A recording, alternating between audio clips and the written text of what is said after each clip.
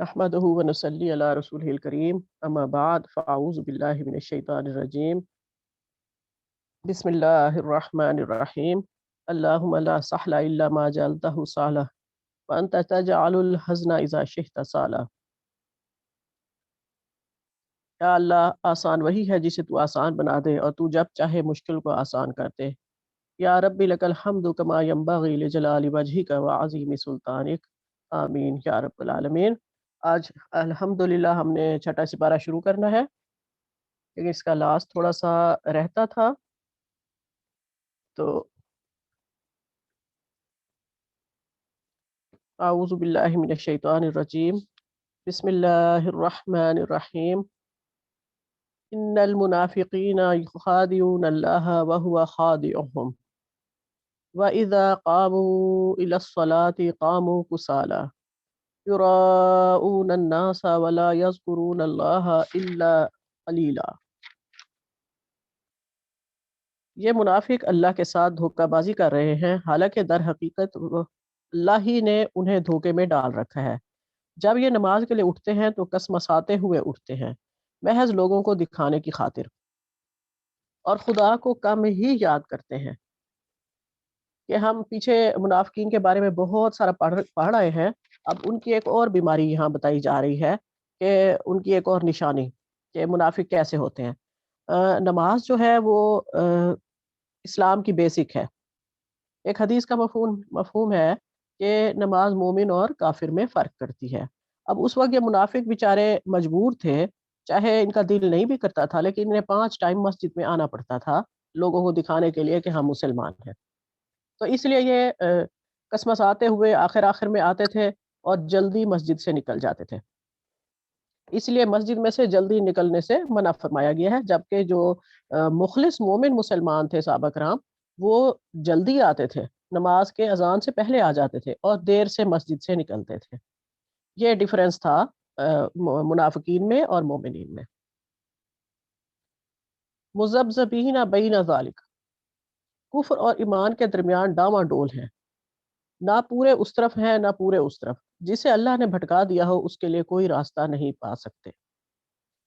यानी तज़ब्ज़ब की हालत में रहते हैं। नफाक एक ऐसी बीमारी है जो इंसान को अंदर से बेचैन रखती है। तो उसी बेचैनी की वजह से ये मुतज़ब्ज़ब थे। और फिर ये कि जब दिल में ईमान नहीं था तो अल्लाह ताला ने इनको भटका भी दिया रास्ते से। ये सही रास्ता नहीं पा सकते।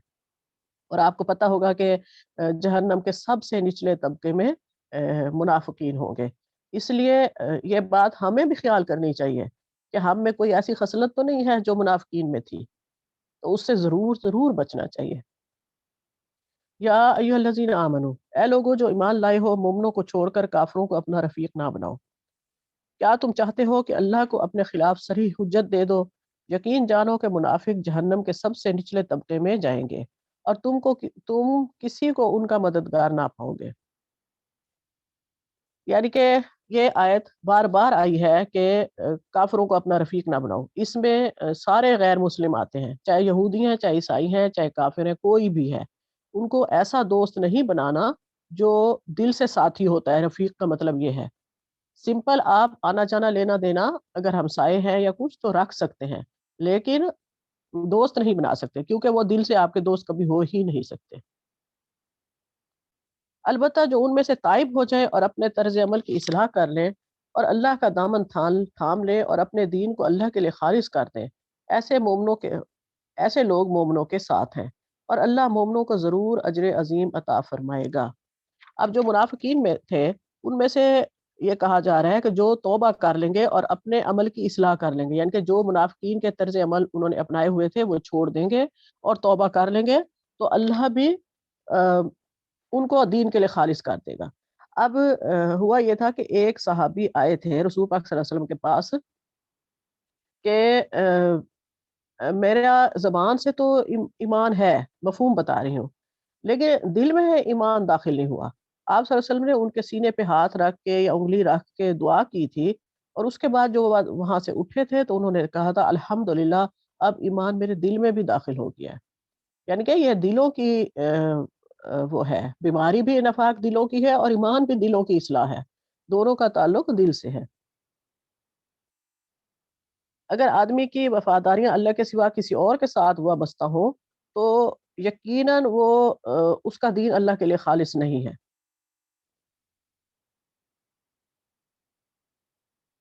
ایسے مومنوں کے ساتھ ایسے لوگ مومنوں کے ساتھ ہیں، اور اللہ مومنوں کو ضرور اجر عظیم عطا کرے گا۔ بے شک ہر جگہ اللہ تعالیٰ کا یہی وعدہ ہے۔ آخر اللہ کو کیا پڑی ہے کہ تمہیں خواہ مخواہ سزا دے اگر تم شکر گزار بندے بنے رہو، اور ایمان کی روش پر چلو، اللہ بڑا قدردان ہے اور سب کے حال سے خوب واقف ہے۔ اللہ تعالیٰ کو کوئی شوق نہیں ہے کہ وہ اگر کوئی احسان مندی کا رویہ کر رہا ہے تو وہ اسے کوئی سزا دے، اور بے شک جو لوگ شکر کرتے ہیں اللہ کے، اب ہمارے اللہ کی طرف سے شکر کیا ہے؟ یہاں آیا ہوا ہے شاکرن علیما، یعنی کہ اللہ بڑا قدردان ہے اور علم والا ہے، ہمارے حال سے واقف ہے۔ تو اللہ کی طرف سے شکر کا کیا مطلب ہے؟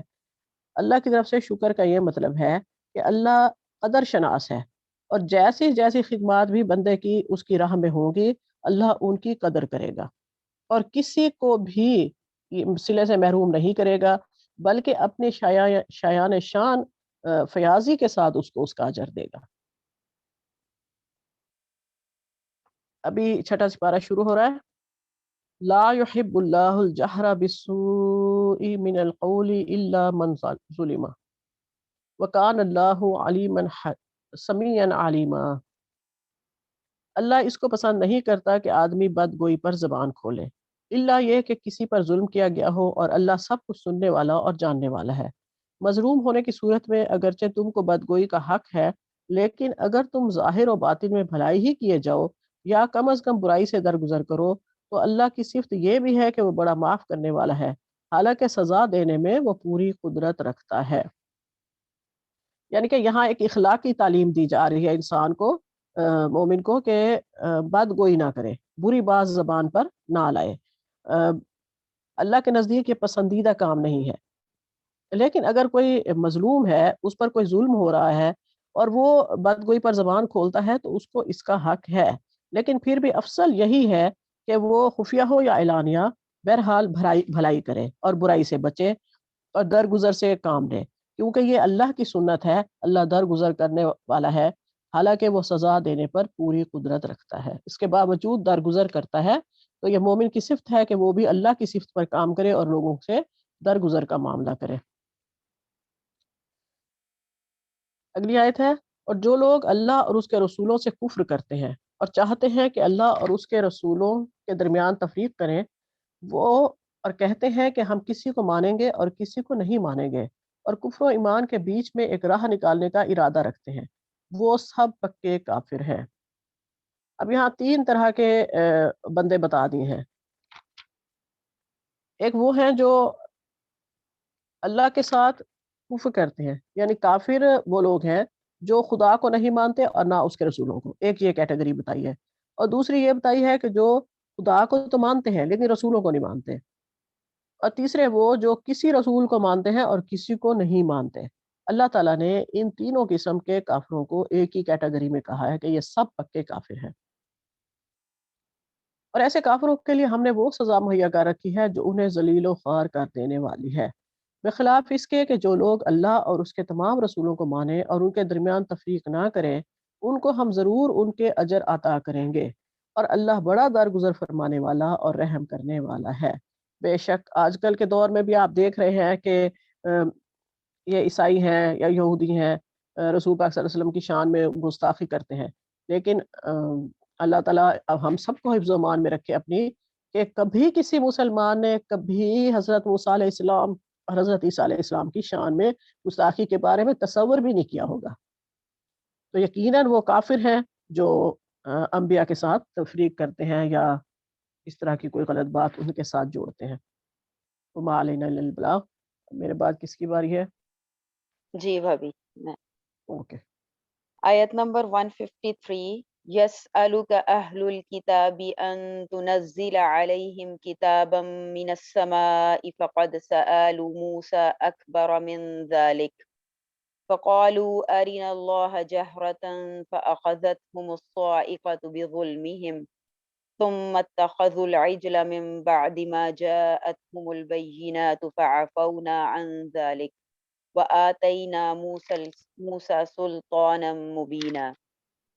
تجھ سے یہ اہل کتاب درخواست کرتے ہیں کہ تو ان کے پاس کوئی آسمانی کتاب لائے۔ حضرت موسیٰ سے تو انہوں نے اس سے بھی بڑی درخواست کی تھی اور کہا تھا کہ تو ہمیں کھلم کھلا اللہ تعالیٰ کو دکھا دے۔ بس ان کے اس ظلم کے باعث ان پر کڑاکے کی بجلی آ پڑی۔ پھر باوجود یہ کہ ان کے پاس بہت دلیلیں پہنچ چکی تھیں، انہوں نے بچڑے کو اپنا معبود بنا لیا، لیکن ہم نے یہ بھی معاف فرما دیا اور ہم نے موسیٰ کو کھلا غلبہ اور صریح دلیل عنایت فرمائی۔ ان کا کال لینے کے لیے ہم نے ان کے سروں پر طور پہاڑ کو لا کھڑا کر دیا اور انہیں حکم دیا کہ سجدہ کرتے ہوئے دروازے میں جاؤ، اور یہ بھی فرما دیا کہ ہفتے کے دن میں تجاوز نہ کرنا، اور ہم نے ان سے سخت قول و قرار لیے۔ بنی اسرائیل کا ذکر ایک دفعہ پھر اس میں ہو رہا ہے۔ یہودیوں نے حضرت محمد صلی اللہ علیہ وآلہ وسلم سے، جب آپ صلی اللہ علیہ وسلم مدینہ میں آئے تو انہوں نے کہا کہ حضرت موسیٰ کی طرح آپ اللہ تعالیٰ کی طرف سے ایک لکھی ہوئی کتاب لے کے آئیں، جیسے حضرت موسیٰ تورات جو تھی وہ پوری کی پوری لکھی ہوئی ایک ہی دفعہ میں ان کو ملی تھی، تو آپ بھی ہمارے لیے وہ لے کے آئیں، یا پھر آپ ہمارے نام اللہ تعالیٰ کی طرف سے خط بھیجیں، اللہ خط بھیجے ہمارے نام، تو پھر ہم آپ کی نبوت کو مانیں گے۔ اور یہ ان کا جو سوال تھا یہ سراسر بدنیتی، مذاق اور کفر پر مبنی تھا، کیونکہ انہوں نے ماننا تو تھا نہیں حضور صلی اللہ علیہ وآلہ وسلم کو، تو اپنی طرف سے ہیلے اور بہانے گھڑ رہے تھے۔ انہوں نے حضرت موسیٰ علیہ السلام سے بھی اسی طرح کا سوال کیا تھا اور کہا تھا کہ ہمیں اللہ کو دکھا دے، اور ان کے اس تکبر اور سرکشی کی وجہ سے ان پر آسمانی بجلی آ پڑی تھی۔ پھر اللہ تعالیٰ فرماتا ہے کہ یہ بڑی بڑی نشانیاں دیکھ چکنے کے بعد بھی انہوں نے بچڑے کی پوجا شروع کر دی۔ ان کے سامنے بڑی بڑی نشانیاں کون سی تھیں؟ سب سے پہلے تو حضرت موسیٰ علیہ السلام ان کو فرعون سے چھڑوا کے لائے، پھر انہوں نے اپنے سامنے اتنا بڑا معجزہ دیکھا جب دریا پھٹا اور وہ اس میں سے گزر گئے اور فرعون اور اس کا لشکر جو ہے وہ غرق ہو گئے، اور اس کے بعد من و سلوہ ان کے اوپر اترتا رہا، اور اس طرح بہت ساری ان کے اوپر اللہ تعالیٰ نے نعمتیں دی۔ لیکن اس کے باوجود جیسے ہی انہوں نے جو ہے وہ بچڑے کو، کچھ لوگوں کو دیکھا کہ وہ پرستش کر رہے ہیں بچڑے کی، تو انہوں نے بھی موسیٰ علیہ السلام سے کہا کہ ہمارے لیے ایک ایسا معبود بنا دو۔ لیکن پھر اللہ حضرت موسیٰ علیہ السلام سے بعد میں مناجات کی، جب یہ ان کے اوپر بجلی گری اور یہ سارا کہ ہمیں اللہ سے معافی دلوا دیں، اور اللہ تعالیٰ نے ان کی معافی کی صورتحال یہ نکالی کہ تم سب ایک دوسرے کو قتل کرو گے، اور جب قتل شروع ہوا تو اللہ نے ان کی توبہ قبول فرما لی، اور جو اس میں مر گئے تھے ان کو بھی اللہ تعالیٰ نے دوبارہ زندہ فرما دیا، اور اللہ تعالیٰ نے موسیٰ علیہ السلام کو کھلی جو ہے وہ غلبہ عطا فرمایا۔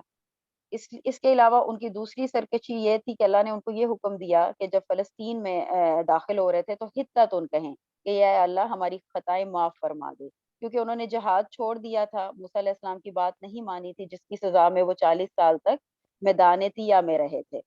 لیکن یہاں بھی انہوں نے اپنی کم ظرفی کا مظاہرہ کیا، اور جب وہ داخل ہوئے فلسطین میں تو بجائے یہ کہ وہ حطتن کہتے، وہ کہنے لگے ہنتتن فی شعرا، جس کا مطلب یہ تھا کہ گیہوں کی بالیں ہمیں دیں۔ پھر یہ یعنی کہ ان کی آپ دیکھیں کہ اتنی زیادہ ان کی نافرمانیاں تھیں۔ اس کے علاوہ ہفتے کے دن کا جو واقعہ ہے وہ بھی آپ سب کو معلوم ہوگا کہ ان کو مچھلیاں پکڑنے سے منع کیا گیا تھا، لیکن انہوں نے اس کو بھی نہ مانا، تو ان کی اس نافرمانی کی وجہ سے اللہ تعالیٰ نے جو ہے وہ ان کے اوپر عذاب بھیجے۔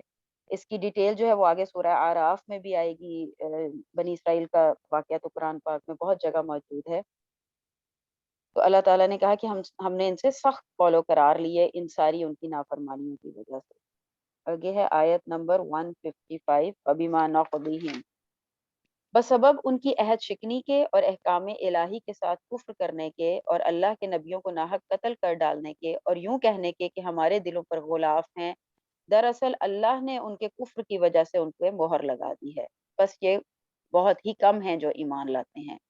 ان کے کفر کے باعث اور مریم علیہ السلام پر بہت بڑا بہتان باندھنے کے باعث، اور یوں کہنے کے باعث کہ ہم نے اللہ کے رسول مسیح ابن مریم کو قتل کر دیا، حالانکہ نہ تو انہوں نے انہیں قتل کیا نہ سولی چڑھایا، بلکہ ان کے لیے وہی صورت بنا دی گئی تھی۔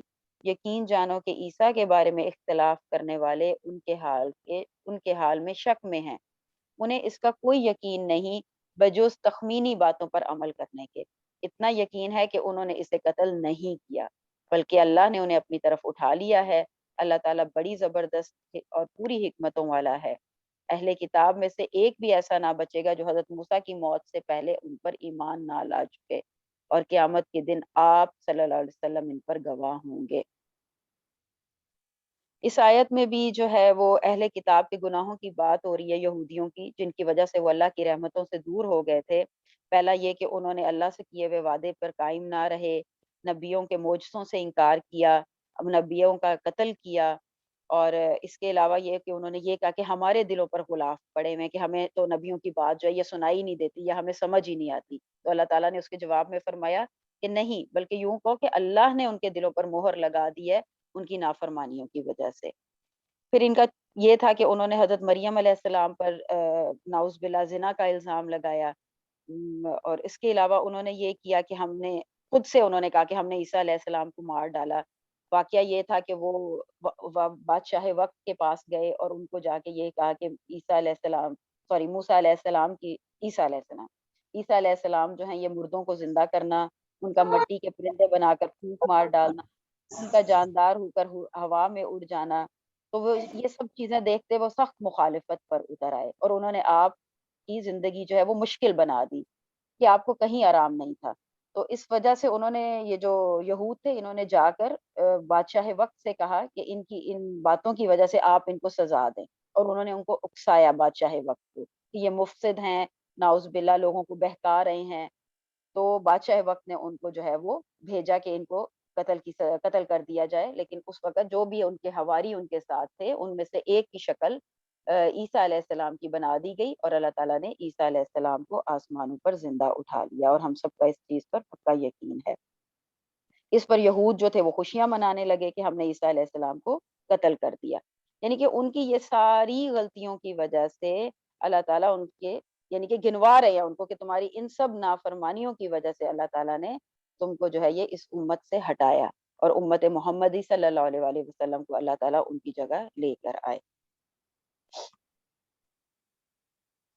آیت نمبر 160، فَبِظُلْمٍ، عالیہ ایک منٹ، جی یہ ہے نا، اور قیامت کے روز ان پر گواہی دیں گے۔ اب جی گواہی یہ حضرت عیسیٰ علیہ السلام دیں گے یا رسول پاک صلی اللہ علیہ وسلم دیں گے؟ دیکھا تھا آپ نے کچھ؟ جی میرے بھابی خیال میں میں تو حضرت عیسیٰ علیہ السلام گواہی دیں گے۔ یہ بھابی حضور صلی اللہ علیہ وسلم گواہی دیں گے، میں نے بھی سنا ہے کل۔ یعنی کہ قیامت کے دن ان پر گواہ ہوں گے، یعنی اس بات کے کہ اللہ کی رسالت آپ نے انہیں پہنچا دی تھی اور خود آپ نے اللہ کی عبودیت کا انکار کیا تھا۔ یہ ہے نا، اور اہل کتاب میں سے کوئی ایسا نہ ہوگا جو ان کی موت سے پہلے ان پر ایمان نہ لے آئے، اور قیامت قیامت کے روز وہ ان پر گواہی دیں گے۔ میرا خیال ہے حضرت عیسیٰ گواہی دیں گے۔ حضرت عیسیٰ کی بات ہو رہی ہے نا؟ جی حضرت عیسیٰ گواہی دیں گے، جی جی اوکے۔ بالکل، حضرت عیسیٰ کہ میں نے اللہ کا پیغام پورا ان تک پہنچا دیا تھا، لیکن انہوں نے اللہ کی وحدانیت کا انکار کیا، تو حضرت عیسیٰ جو ہے وہ ان پر گواہی دیں گے۔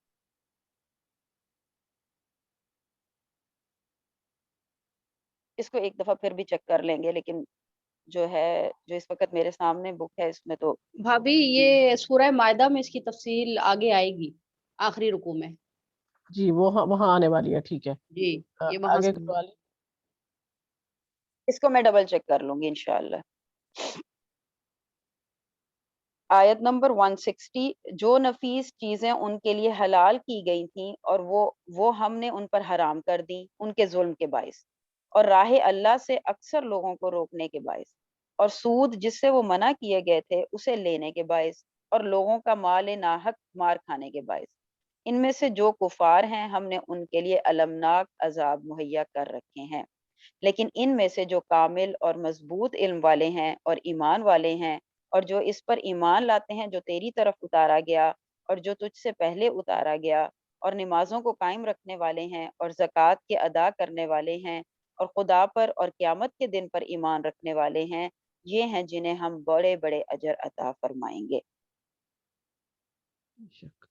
اس آیت کے اندر نزول تورات سے پہلے جو بعض چیزیں ان پر حلال تھیں، تورات کے اترنے کے بعد ان کی بعض بدکاریوں کی وجہ سے اللہ تعالیٰ نے وہ ان پر حرام قرار دی، جیسے کہ اونٹ کا گوشت اور دودھ جو حضرت اسرائیل نے یعنی کہ حضرت یعقوب نے اپنے اوپر حرام کر لیا تھا، اس کے سوا تمام طعام بنی اسرائیل کے لیے حلال تھے، پھر تورات میں ان پر بعض چیزیں حرام کی گئیں.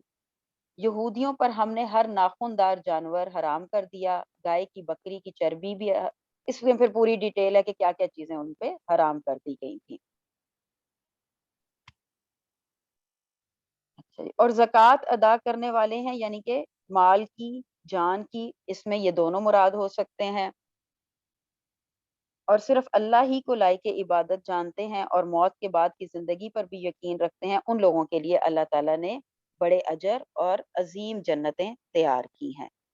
یعنی کہ اس میں پوری ڈیٹیل، ایک تو یہ ہے کہ ان کے اوپر کیا کیا چیزیں اللہ تعالیٰ نے حرام کر دی تھیں جو ان کی اپنی نافرمانیوں کے باعث ہوا تھا، اور وہ لوگوں کا حق مارتے تھے. لیکن اللہ تعالیٰ نے اسی کے بعد فوراً یہ بات بتائی کہ جو ان میں سے کامل ایمان والے ہیں اور مضبوط علم والے ہیں، اور اس میں یہ بھی ہے کہ یہ جو لوگ ہیں مضبوط علم والے اور کامل ایمان والے، یہ یہودیوں میں سے حضرت عبداللہ بن سلام، حضرت صلبہ بن سعیہ، زید بن سعیہ اور حضرت اسد بن عبید، جنہوں نے اسلام قبول کر لیا تھا اور وہ اپنی کتاب کا بھی مکمل یقین رکھتے تھے، یقین نہیں یعنی کہ علم رکھتے تھے. یہ بات ان لوگوں کے لیے آئی ہے کہ اللہ تعالیٰ نے ان لوگوں کے لیے اجر عظیم تیار کیا، کیونکہ وہ پھر نماز کے پڑھنے والے بھی تھے، زکوٰۃ کے قائم کرنے والے بھی تھے. تو ایسے لوگوں کے لیے جنت اللہ تعالیٰ نے تیار کی ہے. بے شک. وما علینا الا البلاغ. پیچھے سود کی بات آئی ہے، یا سود بھی یہودیوں نے ایجاد کیا تھا، ان کی اپنی اختراع تھی. اور دیکھیں یہاں بھی پوری دنیا میں سودی بینکاری سب یہ یہودی اس پہ مسلط ہیں.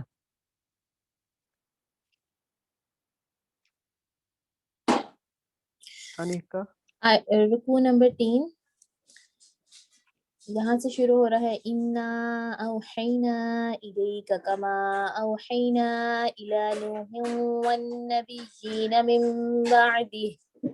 صدق اللہ العظیم. اس کا ترجمہ: اے محمد صلی اللہ علیہ وآلہ وسلم، ہم نے تمہاری طرف اسی طرح وحی بھیجی ہے جس طرح نوح علیہ السلام اور اس کے بعد کے پیغمبروں کی طرف بھیجی تھی. ہم نے ابراہیم علیہ السلام، اسماعیل علیہ السلام، اسحاق علیہ السلام، یعقوب علیہ السلام اور اولاد یعقوب علیہ السلام، عیسیٰ علیہ السلام، ایوب علیہ السلام، یونس علیہ السلام، ہارون علیہ السلام اور سلیمان علیہ السلام کی طرف وحی بھیجی. ہم نے داؤد علیہ السلام کو زبور دی. ہم نے ان رسولوں پر بھی وحی نازل کی جن کا ذکر ہم اس سے پہلے تم سے کر چکے ہیں، اور ان رسولوں پر بھی جن کا ذکر تم سے نہیں کیا. ہم نے موسیٰ علیہ السلام سے اس طرح گفتگو کی جس طرح گفتگو کی جاتی ہے.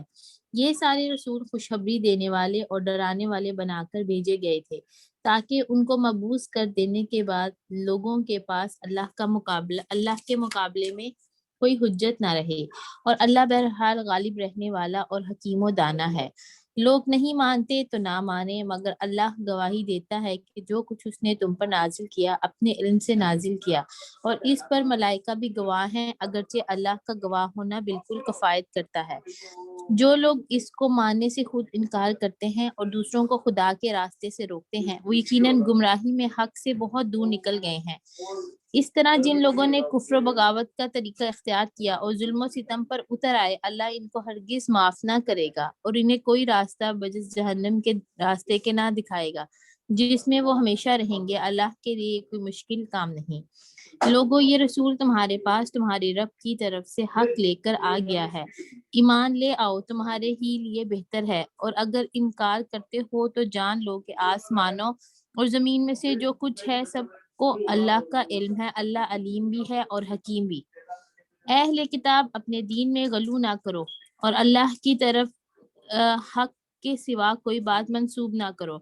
مسیح عیسیٰ ابن مریم اس کے سوا کچھ نہ تھا کہ اللہ کا ایک رسول تھا اور ایک فرمان تھا جو اللہ نے مریم کی طرف بھیجا، اور ایک روح تھی اللہ کی طرف سے جس نے مریم کے رحم میں بچہ ایک کی شکل اختیار کی. بس تم اللہ اور اس کے رسولوں پر ایمان لاؤ اور نہ کہو کہ 3 ہے، بعض آ جاؤ، یہ تمہارے ہی لیے بہتر ہے.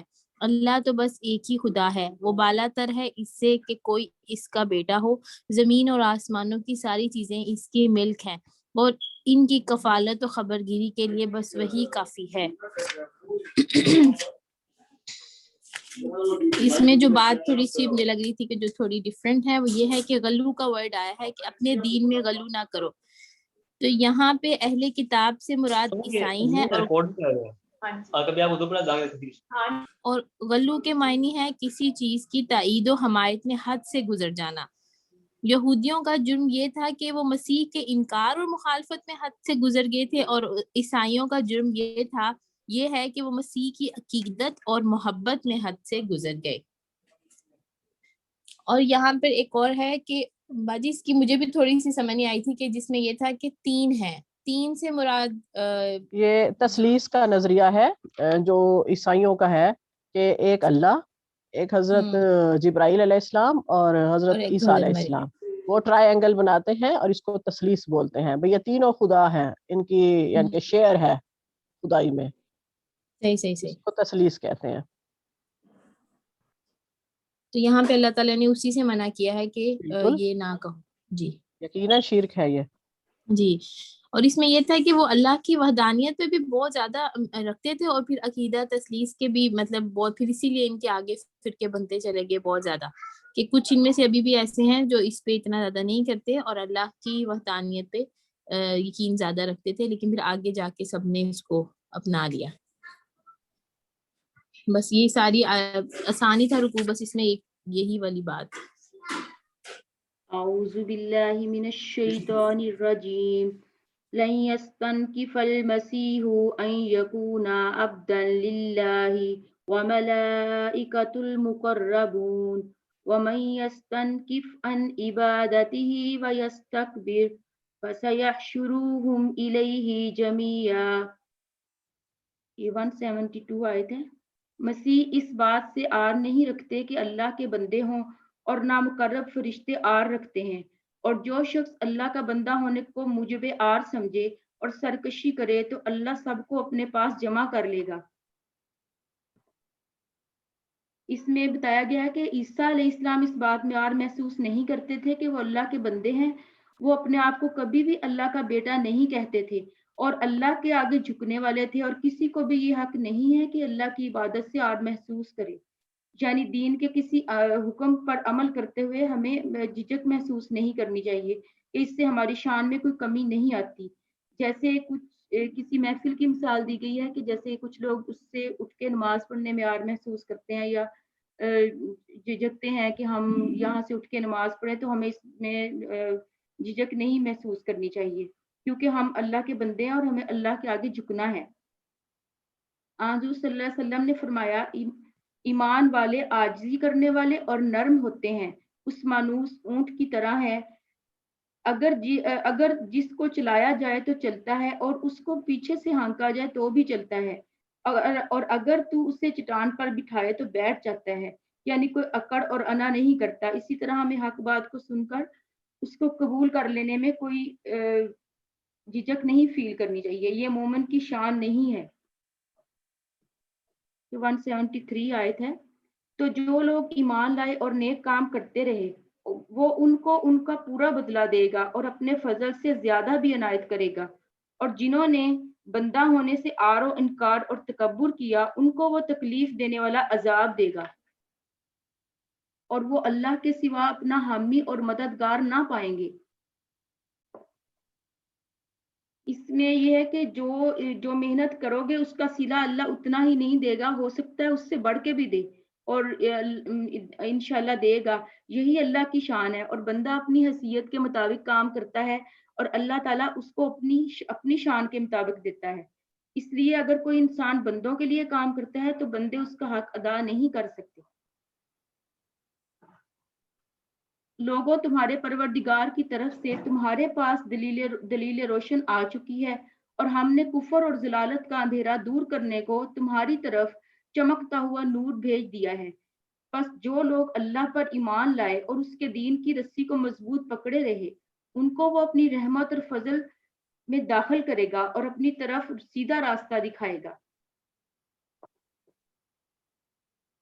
یعنی اللہ تعالیٰ اللہ کا رسول بھی آ چکا ہے اور قرآن پاک بھی، اور اب کوئی حجت باقی نہیں ہے کہ انسان کہے کہ میرے پاس ہدایت کے لیے کوئی ذریعہ نہیں تھا. اس کی مثال ایسے دی گئی ہے کہ اگر ہمارے پاس کھانا رکھا اور ہم اسے نہ کھائیں تو اس میں ہم کس کو بلیم دیں گے؟ اپنے آپ کو ہی بلیم دیں گے. تو ادھر قرآن اور سنت کی یہی بات ہے کہ الحق تو واضح ہے، قرآن اور سنت اصل اور واضح شکل میں موجود ہیں، جو فائدہ اٹھانا چاہے اٹھائے، اور جو اس کے ہوتے ہوئے بھی فائدہ نہ اٹھائے وہ اپنے آپ پر ظلم کرتا ہے۔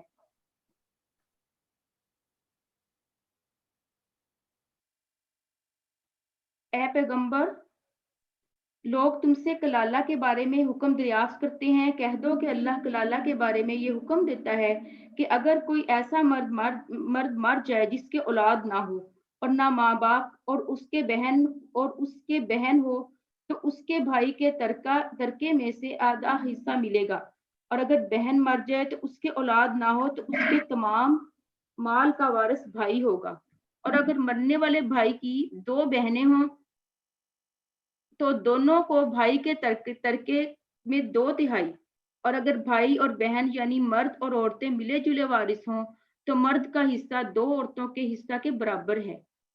اللہ تم سے اس لیے بیان فرماتا ہے کہ بھٹکتے نہ پھرو، اور اللہ ہر چیز سے واقف ہے۔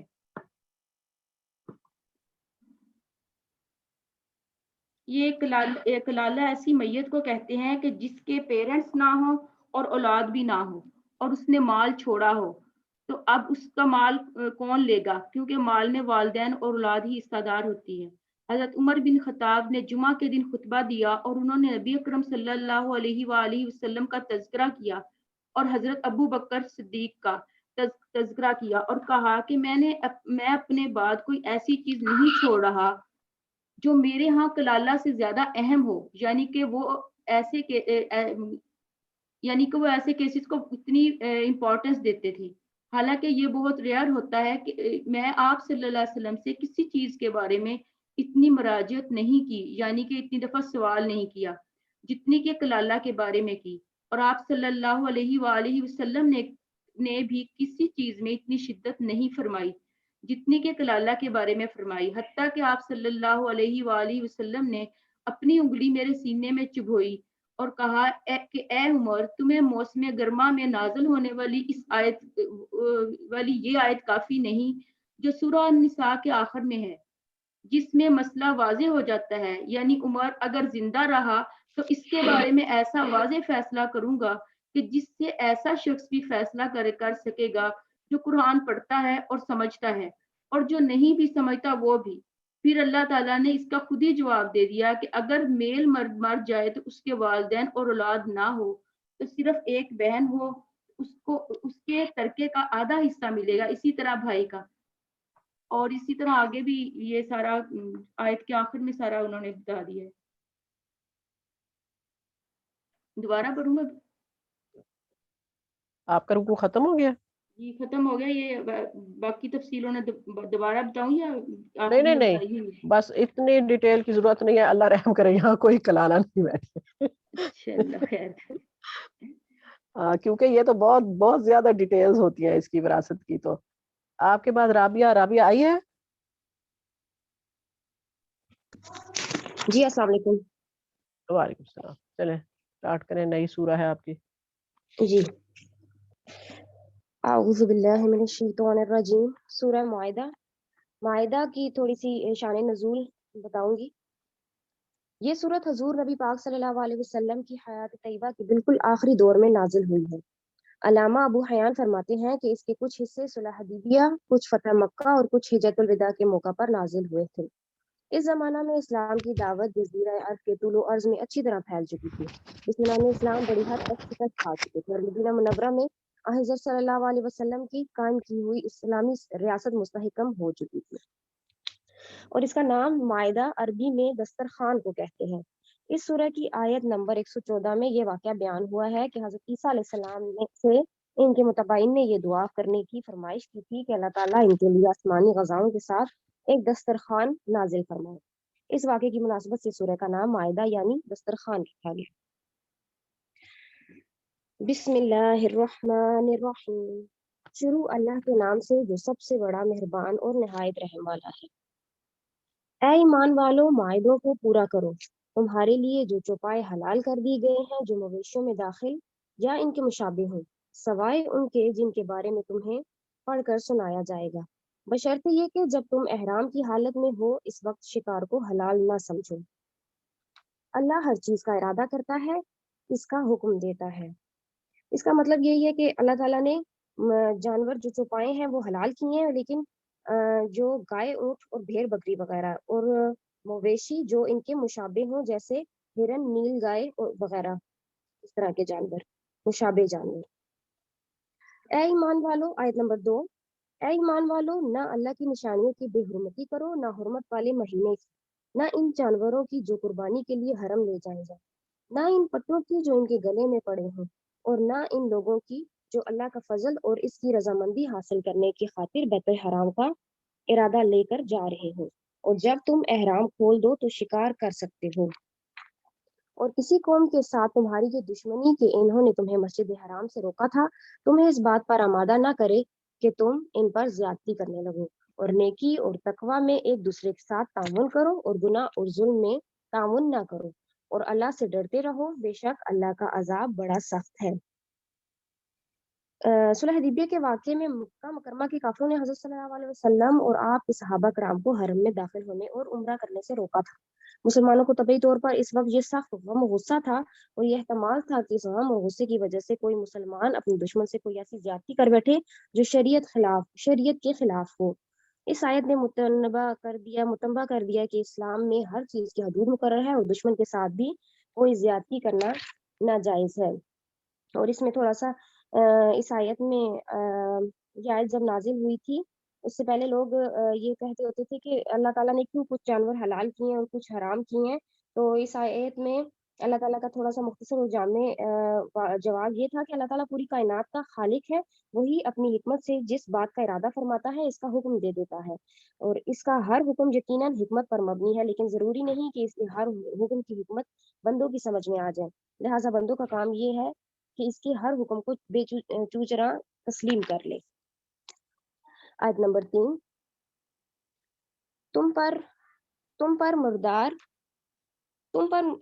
مردار جانور اور خون اور سور کا گوشت اور وہ جانور حرام کر دیا گیا جس پر اللہ کے سوا اور کسی کا نام لیا گیا ہو، اور جو گلا گھٹنے سے مرا ہو، جو چوٹ کھانے سے مرا ہو، اور جو اپنے سے اوپر سے گر کر مرا ہو، جسے کسی جانور نے سینگ مار کر ہلاک کیا ہو، اور جسے کسی درندے نے کھا لیا ہو، الا یہ کہ تم اس کے مرنے سے پہلے اس کو ذبح کر چکے ہو، اور وہ جانور بھی حرام ہے جسے بتوں کی قربان گاہ پر ذبح کیا گیا ہو، اور یہ بات بھی تمہارے لیے حرام ہے کہ تم جوئے کے تیروں سے گوشت وغیرہ تقسیم کرو۔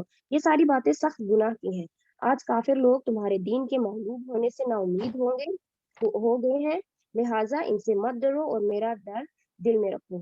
آج میں نے تمہارے لیے تمہارا دین مکمل کر دیا، تم پر اپنی نعمت پوری کر دی، اور تمہارے لیے اسلام کو دین کی طور پر ہمیشہ کے لیے پسند کر لیا، لہٰذا اس دین کے احکام کی پوری پابندی کرو۔ ہاں، جو شخص شدید بھوک کے عالم میں بالکل مجبور ہو جائے اور اس مجبوری میں ان حرام چیزوں میں سے کچھ کھا لے، بشرطے یہ کہ گناہ کی رغبت کی بنا پر ایسا نہ کیا ہو، تو بے شک اللہ بہت معاف کرنے والا بڑا مہربان ہے۔ اس میں تھوڑی سی اس چیز کی تفسیر ہے کہ یہ جو یہاں پہ تھا کہ جوئے کے تیروں سے تقسیم کرو۔ زمانہ جاہلیت میں یہ طریقہ تھا کہ ایک مشترک اونٹ ذبح کر کے اس کا گوشت قراندازی کے ذریعے تقسیم کرتے تھے، اور قراندازی کا طریقہ یہ ہوتا تھا کہ مختلف تیروں پر حصوں کے نام لکھ کر ایک تھیلے میں ڈال دیتے تھے، پھر جس شخص کے نام جو حصہ نکل آیا اسے گوشت میں سے اتنا حصہ دے دیا جاتا، اور کسی کے نام پر کوئی ایسا تیر نکل آیا جس پر کوئی حصہ مقرر نہیں تو اس کو کچھ بھی نہ ملتا تھا۔ اسی طرح ایک اور طریقہ یہ بھی تھا کہ جب کسی اہم معاملے کا فیصلہ کرنا ہوتا تو تیروں کے ذریعے فال نکالتے تھے، اور اس فال میں جو بات نکل آئے اس کی پیروی لازم ہوتی تھی۔ ان تمام طریقوں کو آیت کریمہ میں ناجائز قرار دیا ہے، کیونکہ پہلی صورت میں یہ جوا ہے اور دوسری صورت میں یہ علم غیب کا دعویٰ ہے، یا کسی معقول وجہ کے بغیر کسی بات کو لازم سمجھنے کی خرابی ہے۔ یا بعض حضرات نے آیت کا ترجمہ اس طرح بھی کیا ہے کہ یہ بات بھی تمہارے لیے حرام ہے کہ تم تیروں سے قسمت کا حال معلوم کرو۔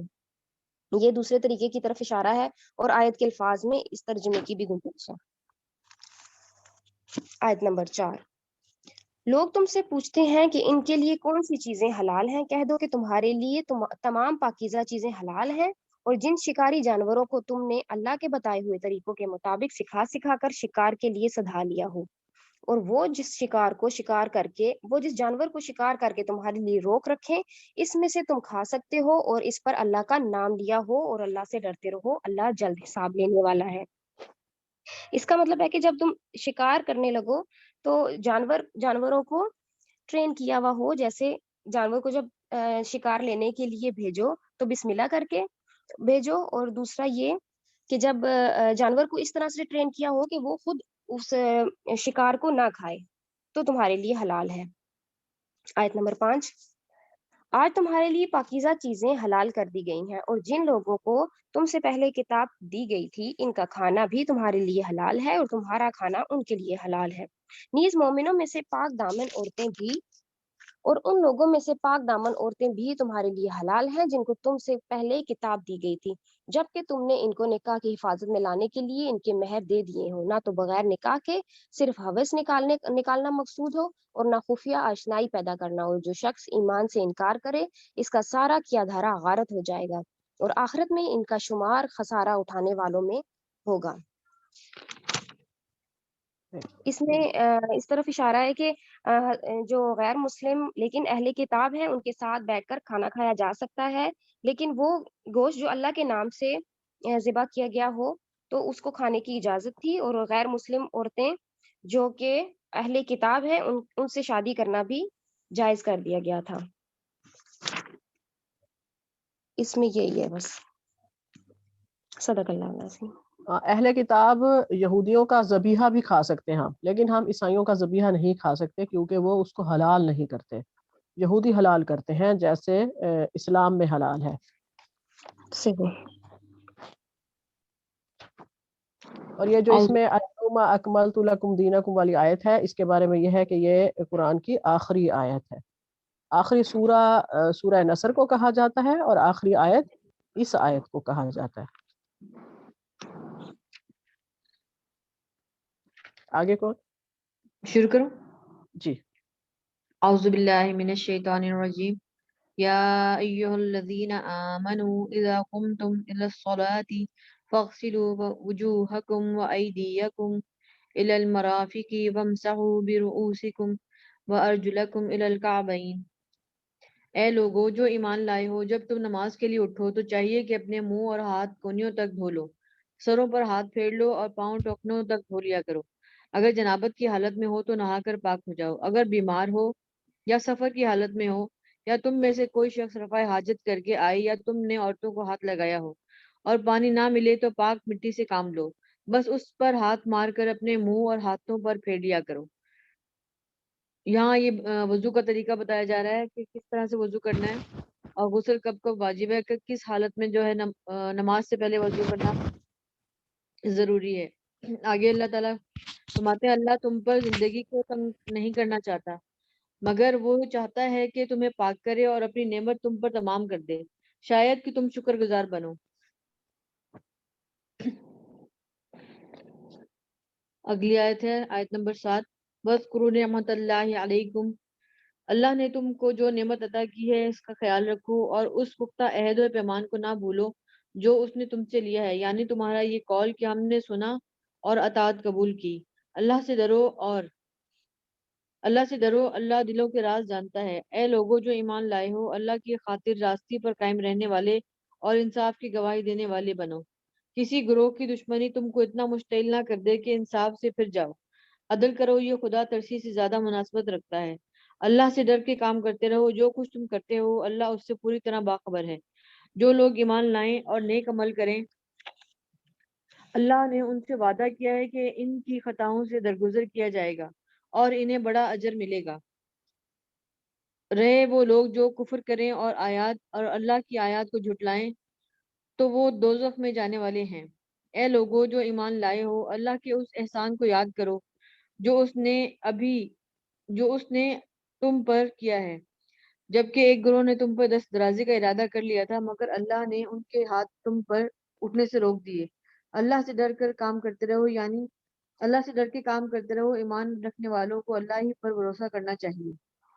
اس میں اشارہ اس واقعے کی طرف ہے جسے حضرت عبداللہ بن عباس نے روایت کیا ہے کہ یہودیوں میں سے ایک گروہ نے نبی کریم صلی اللہ علیہ وآلہ وسلم اور آپ کے خاص صحابہ کو کھانے کی دعوت پر بلایا تھا، خفیہ طور پر سازش کی تھی کہ اچانک ان پر ٹوٹ پڑیں گے اور اس طرح اسلام کی جان نکال دیں گے، لیکن عین وقت پر اللہ کے فضل سے نبی کریم صلی اللہ علیہ وآلہ وسلم کو اس سازش کا حال معلوم ہو گیا اور آپ صلی اللہ علیہ وسلم دعوت پر تشریف نہ لے گئے، چونکہ یہاں سے خطاب کا رخ بنی اسرائیل کی طرف پھر رہا ہے۔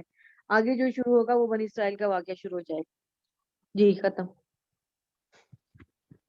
بے شک کتنے یہودی بے وقوف تھے، جیسے انہیں پتہ نہ ہو کہ اللہ جی تعالیٰ ضرور بتا دے گا کہ وہاں کیا فساد کرنے کے لیے وہ تیار بیٹھے، اس کے باوجود ایسی حرکتیں کرتے تھے۔ اور یہ جو اس میں آیا تھا، اے ایمان والو جو جب تم نماز کے لیے اٹھو، یہ جی وضو کے بارے میں پہلی آیت ہے۔ اس میں یہ 4 فرائض بتائے گئے ہیں: منہ دھونا، ہاتھ کونیوں تک دھونا، سروں پر مسح کرنا اور پاؤں ٹخنا تک دھونا۔ وضو کے یہ 4 فرائض ہیں، باقی ساری سنتیں ہیں۔ جو وضو کرنا ویسے ہی ہے جیسے رسول پاک صلی اللہ علیہ وسلم نے فرمایا، کیونکہ حضرت جبرائیل علیہ السلام نے آپ صلی اللہ علیہ وسلم کو پہلا وضو کروایا تھا۔ 1 دفعہ کرنا فرض ہے، 2 دفعہ کرنا سنت ہے، 3 دفعہ کرنا سنت ہے۔ اگر 4 دفعہ کریں گے تو وہ وضو نہیں ہوگا۔ آگے کس کی باری ہے؟ بسم اللہ الرحمن الرحیم۔ وَلَقَدْ أَخَذَ اللَّهُ مِيثَاقَ بَنِي إِسْرَائِيلَ وَبَعَثْنَا مِنْهُمُ اثْنَيْ عَشَرَ نَقِيبًا۔ اللہ نے بنی اسرائیل سے پختہ عہد لیا تھا اور ان میں 12 نقیب مقرر کیے تھے، اور ان سے کہا تھا کہ میں تمہارے ساتھ ہوں اگر تم نے نماز قائم رکھی اور زکوٰۃ دی اور میرے رسولوں کو مانا اور ان کی مدد کی اور اپنے خدا کو اچھا قرض دیتے رہو، یقین رکھو کہ میں تمہاری برائیاں تم سے زائل کر دوں گا۔ اس آیت میں جو ہے وہ بتایا گیا ہے کہ بنی اسرائیل کے جو ہے وہ 12 قبائل تھے، ان میں ہر قبیلے کا ایک سردار مقرر کر دیا گیا تھا۔ اللہ تعالیٰ نے ان کو نقیب مقرر کیا تھا تاکہ وہ بنی اسرائیل کے لوگوں کے حالات پر نظر رکھ سکے اور انہیں دینی اور اخلاقی جو ان کی برائیاں ہیں ان سے ان کو بچائے، اور ان کی جو ہے برائیوں سے بچنے کی ترغیب دیتا رہے۔ تو ان 12 قبائل کا ذکر قرآن میں بھی آیا ہے، لیکن بائبل میں بھی ذکر ہے، لیکن وہ ان جو سردار تھے ان کو کسی اور طریقے سے لیتے ہیں کہ وہ رئیس تھے، امیر تھے، اس لیے ان کو سردار بنا دیا گیا، لیکن قرآن جو ہے وہ ان کو بتاتا ہے کہ اللہ کی طرف سے مقرر کیے گئے تھے تاکہ وہ ان لوگوں کو نیکی کی راہ دکھائیں۔ اس سے اگلی آیت ہے کہ اور تم کو ایسے باغوں میں داخل کرے گا جن کے نیچے نہریں بہتی ہوں گی، مگر اس کے بعد جس نے تم میں سے کفر کی روش اختیار کی تو در حقیقت اس کے لیے سواء السبیل گم کر دی گئی۔ اس سے پہلے بھی تھا کہ پچھلی آیت میں تھا کہ اللہ تعالیٰ جو ہے وہ اگر تم اللہ کو نماز قائم کرو اور زکوٰۃ دیتے رہو اور اپنے اللہ کو جو ہے وہ قرض دیتے رہو، اچھا قرض دیتے رہو، تو تمہاری برائیاں تم سے زائل کر دی جائیں گی۔ تو اس میں پہلے بھی کافی دفعہ ہم یہ بات کر چکے ہیں کہ اللہ کی راہ میں ہمیں جائز اور جو ہے وہ مال خرچ کرنا چاہیے، اور خلوص نیت سب سے زیادہ ضروری ہے کہ جتنی زیادہ خلوص نیت سے ہم وہ مال خرچ کریں گے اس کا اجر ہمیں اتنا ہی زیادہ ملے گا۔ اگلی آیت میں ایک ذکر آیا ہے سواء السبیل۔ یہ سواء السبیل جو ہے یہ اس کے میننگ ہے توسط اور اعتدال کی راہ، یعنی اس کو اس طرح سے ایکسپلین کر سکتی ہوں کہ ایسا راستہ کہ اللہ تعالیٰ نے ہمیں جو ہے وہ 2 راستے بتائے ہیں۔ ایک وہ ہے جو ٹیڑھا میڑھا ہے، جس میں بہت سارے جو ہے وہ ہم خود اپنی زندگی میں مشکلات اور پیچیدگیاں جو ہمارے زندگی کے انفرادی اور اجتماعی مسائل ہیں، اس میں جب ہماری زندگی میں پیچیدگیاں آتی ہیں تو ہم وقتی طور پر اللہ کے راستے سے تھوڑے ہٹ جاتے ہیں، بغاوت کا راستہ اختیار کر لیتے ہیں، برائی کی طرف چلے جاتے ہیں، یا یعنی دین سے دوری، یہ سب جو ہے وہ ہمارے اندر پیدا ہو جاتی ہے۔ تو لیکن اصل راستہ جب ان ساری چیزوں کو دیکھیں تو آخر میں جو راستہ ہمیں نظر آتا ہے وہ صراط مستقیم کا راستہ ہے۔ تو اس راستے پر اگر ہم چلنے کی کوشش کریں گے لیکن وہ ہمارے بس میں نہیں ہے، آخر میں یہی ہے کہ وہ راستہ صرف اور صرف اللہ کی جو ہے وہ اللہ تعالیٰ کے جو کہ ہم کہہ سکتے ہیں کہ صرف اللہ تعالیٰ ہی ہمیں اس راستے کی طرف اگر جب ہماری رہنمائی فرمائیں گے تو پھر ہم دوبارہ سیدھے راستے پر چل سکتے ہیں۔ تو یہ ٹیڑھے میڑھے رستوں کے بعد آخر جو راستہ نکلتا ہے وہ صرف اور صرف اللہ تعالیٰ کی جو ہے وہ رہنمائی کی وجہ سے ہم حاصل کر سکتے ہیں۔ اس کے بعد اگلی آیت ہے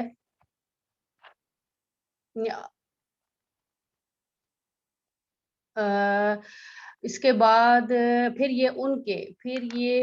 انہوں نے اپنے عہد کو توڑ ڈالنا تھا جس کی وجہ سے ہم نے ان کو اپنی رحمت سے دور پھینک دیا اور ان کے دل سخت کر دیے۔ اب ان کا یہ حال ہے کہ الفاظ کا الٹ پھیر کر کے بات کو کہیں سے کہیں لے جاتے ہیں، جو تعلیم انہیں دی گئی ہے اس کا بڑا حصہ بھول چکے ہیں، اور آئے دن تمہیں کسی نہ کسی خیانت کا پتہ چلتا رہتا ہے، ان میں سے بہت سے لوگ اس عیب سے بچے ہوئے ہیں، پس جب یہ اس حال کو پہنچ چکے تو جو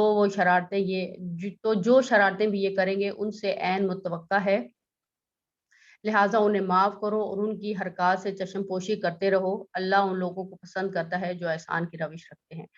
یعنی اس میں یہ بتایا گیا ہے کہ یہ لوگ جو ہیں وہ جب انہوں نے وہ اللہ کا راستہ چھوڑ دیا ہے، یعنی اپنے ہی بنائے ہوئے الفاظ جو کتابوں میں رد و بدل کر کے پھر الفاظ کا الٹ پھیر کر کے باتوں کو تبدیل کر دیا ہے، وہ تعلیم جو انہیں اصل میں دی گئی تھی اس سب کو بھول چکے ہیں، تو پھر ان میں سے کسی نہ کسی یہ شرارت کے مرتکب ٹھہرتے رہتے ہیں۔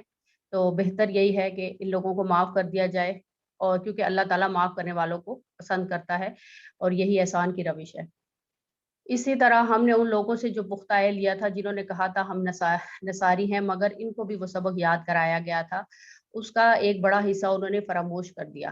آخر ہم نے ان کو درمیان قیامت تک کے لیے دشمنی اور آپس میں بغض و عناد کا بیج بو دیا، اور ضرور ایک وقت آئے گا جب اللہ انہیں بتائے گا کہ وہ دنیا میں کیا بناتے رہے ہیں۔ اے اہل کتاب، ہمارا رسول تمہارے پاس آ گیا ہے جو کتاب الہی کی بہت سی ان باتوں کو تمہارے سامنے کھول رہا ہے جن پر تم نے پردہ ڈالا تھا، اور بہت سی باتوں سے درگزر بھی کر جاتا ہے۔ تمہارے پاس اللہ کی طرف سے روشنی آ گئی ہے اور ایسی ایک حق نما کتاب ہے جس کے ذریعے اللہ تعالیٰ ان لوگوں کو جو اس کی رضا کے طالب ہیں سلامتی کے طریقے بتاتا ہے، اور اپنے عزم سے ان کو اندھیروں سے نکال کر اجالے کی طرف لے جاتا ہے اور راہ راست کی طرف رہنمائی کرتا ہے۔ یقیناً کفر کیا ہے ان لوگوں نے جنہوں نے کہا کہ مسیح ابن مریم ہی خدا ہیں۔ اے محمد صلی اللہ علیہ وآلہ وسلم ان سے کہو کہ اگر خدا مسیح ابن مریم کو اور اس کی ماں اور تمام زمین والوں کو ہلاک کر دینا چاہے تو کس کی مجال ہے کہ اس کو اس ارادے سے باز رکھ سکے؟ اللہ تو زمین و آسمان کا اور ان سب چیزوں کا مالک ہے جو زمین و آسمان کے درمیان پائی جاتی ہیں، جو کچھ چاہتا ہے پیدا کرتا ہے، اس کی قدرت ہر چیز پر حاوی ہے۔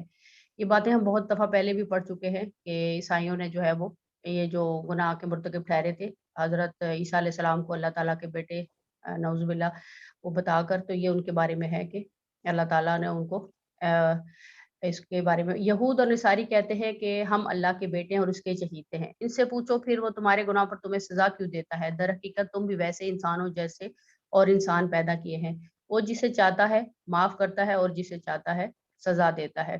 زمین و آسمان اور اس کی ساری موجودات اس کے ملک ہیں اور اسی کی طرف سب کو جانا ہے۔ اے اہل کتاب، ہمارا یہ رسول ایسے وقت پر تمہارے پاس آیا اور دین کی واضح تعلیم تمہیں دے رہا ہے جب رسولوں کی آمد کا سلسلہ ایک مدت سے بند تھا، تاکہ تم یہ نہ کہہ سکو کہ ہمارے پاس کوئی بشارت دینے والا اور ڈرانے والا نہیں آیا۔ سو دیکھو اب وہ بشارت دینے والا اور ڈرانے والا آ گیا ہے، اور بے شک اللہ ہر چیز پر قادر ہے۔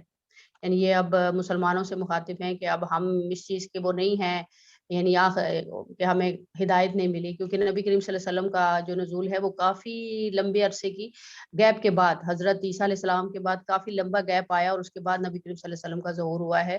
تو اس لیے پھر اللہ تعالیٰ نے اب یہ خوشخبری سنا دی ہے کہ اب یہ نہ کہنا کہ تمہاری طرف کوئی پیغمبر نہیں آیا، میں بھی اللہ تعالیٰ نے ایک مکمل ضابطہ حیات یعنی قرآن کی صورت میں دے کر اور نبی کریم صلی اللہ علیہ وسلم کی صورت میں ہمیں جو ہے نا بشارت دینے والا اور ڈرانے والا اللہ تعالیٰ نے بھیج دیا ہے۔ بے شک اللہ ہر چیز پر قادر ہے۔ اعوذ باللہ من الشیطان الرجیم۔ وَإِذْ قَالَ مُوسَىٰ لِقَوْمِهِ يَا قَوْمِ اذْكُرُوا نِعْمَةَ اللَّهِ عَلَيْكُمْ إِذْ جَعَلَ فِيكُمْ أَنْبِيَاءَ وَجَعَلَكُمْ مُلُوكًا وَآتَاكُمْ مَا لَمْ يُؤْتِ أَحَدًا مِنَ الْعَالَمِينَ۔ یاد کرو جب موسیٰ نے اپنی قوم سے کہا تھا کہ اے میری قوم کے لوگو، اللہ کی اس نعمت کا خیال کرو جو اس نے تمہیں عطا کی تھی۔ اس نے تم میں نبی پیدا کیے، تم کو فرمانروا بنایا اور تم کو وہ کچھ دیا جو دنیا میں کسی کو نہ دیا تھا۔ اے برادران قوم، اس مقدس سرزمین میں داخل ہو جاؤ جو اللہ نے تمہارے لیے لکھ دی ہے، پیچھے نہ ہٹو ورنہ ناکام و نامراد پلٹو گے۔ انہوں نے جواب دیا، اے موسیٰ، وہاں تو بڑے زبردست لوگ رہتے ہیں، ہم وہاں ہرگز نہ جائیں گے جب تک وہ وہاں سے نکل نہ جائیں۔ یعنی جو موسیٰ علیہ السلام کی قوم کے لوگ 40 سال تک بھٹکتے رہنے کے بعد موسیٰ علیہ السلام ان کو داخل ہونے کے لیے کہتے ہیں، تو وہ کہتے ہیں کہ یہاں پہ اس بستی میں بہت زبردست لوگ رہتے ہیں، ہم ان سے اس بستی میں نہیں جائیں گے، ہم وہاں ہرگز نہ جائیں گے جب تک وہ وہاں سے نکل نہ جائیں۔ ہاں اگر وہ نکل گئے تو ہم داخل ہونے کے لیے تیار ہیں۔ ان ڈرنے والوں میں 2 شخص ایسے بھی تھے جن کو اللہ نے اپنی نعمت سے نوازا تھا۔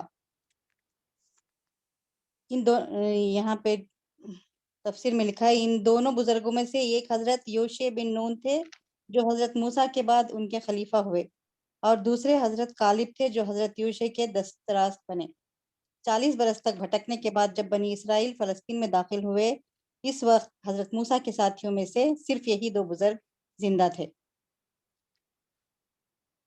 انہوں نے کہا ان جباروں کے مقابلے میں دروازے کے اندر گھس جاؤ، جب تم اندر پہنچ جاؤ گے تو تم ہی غالب رہو گے، اللہ پر بھروسہ رکھو اگر تم مومن ہو۔ لیکن انہوں نے پھر یہی کہا کہ اے موسیٰ ہم تو وہاں کبھی نہ جائیں گے جب تک وہ وہاں موجود ہیں، بس تم اور تمہارا رب دونوں جاؤ اور لڑو، ہم یہاں بیٹھے ہیں۔ اس پر موسیٰ نے کہا اے میرے رب میرے اختیار میں کوئی نہیں مگر یا میری اپنی ذات یا میرا بھائی، بس یعنی ہارون علیہ السلام، بس تو ہمیں ان نافرمان لوگوں سے الگ کر دے۔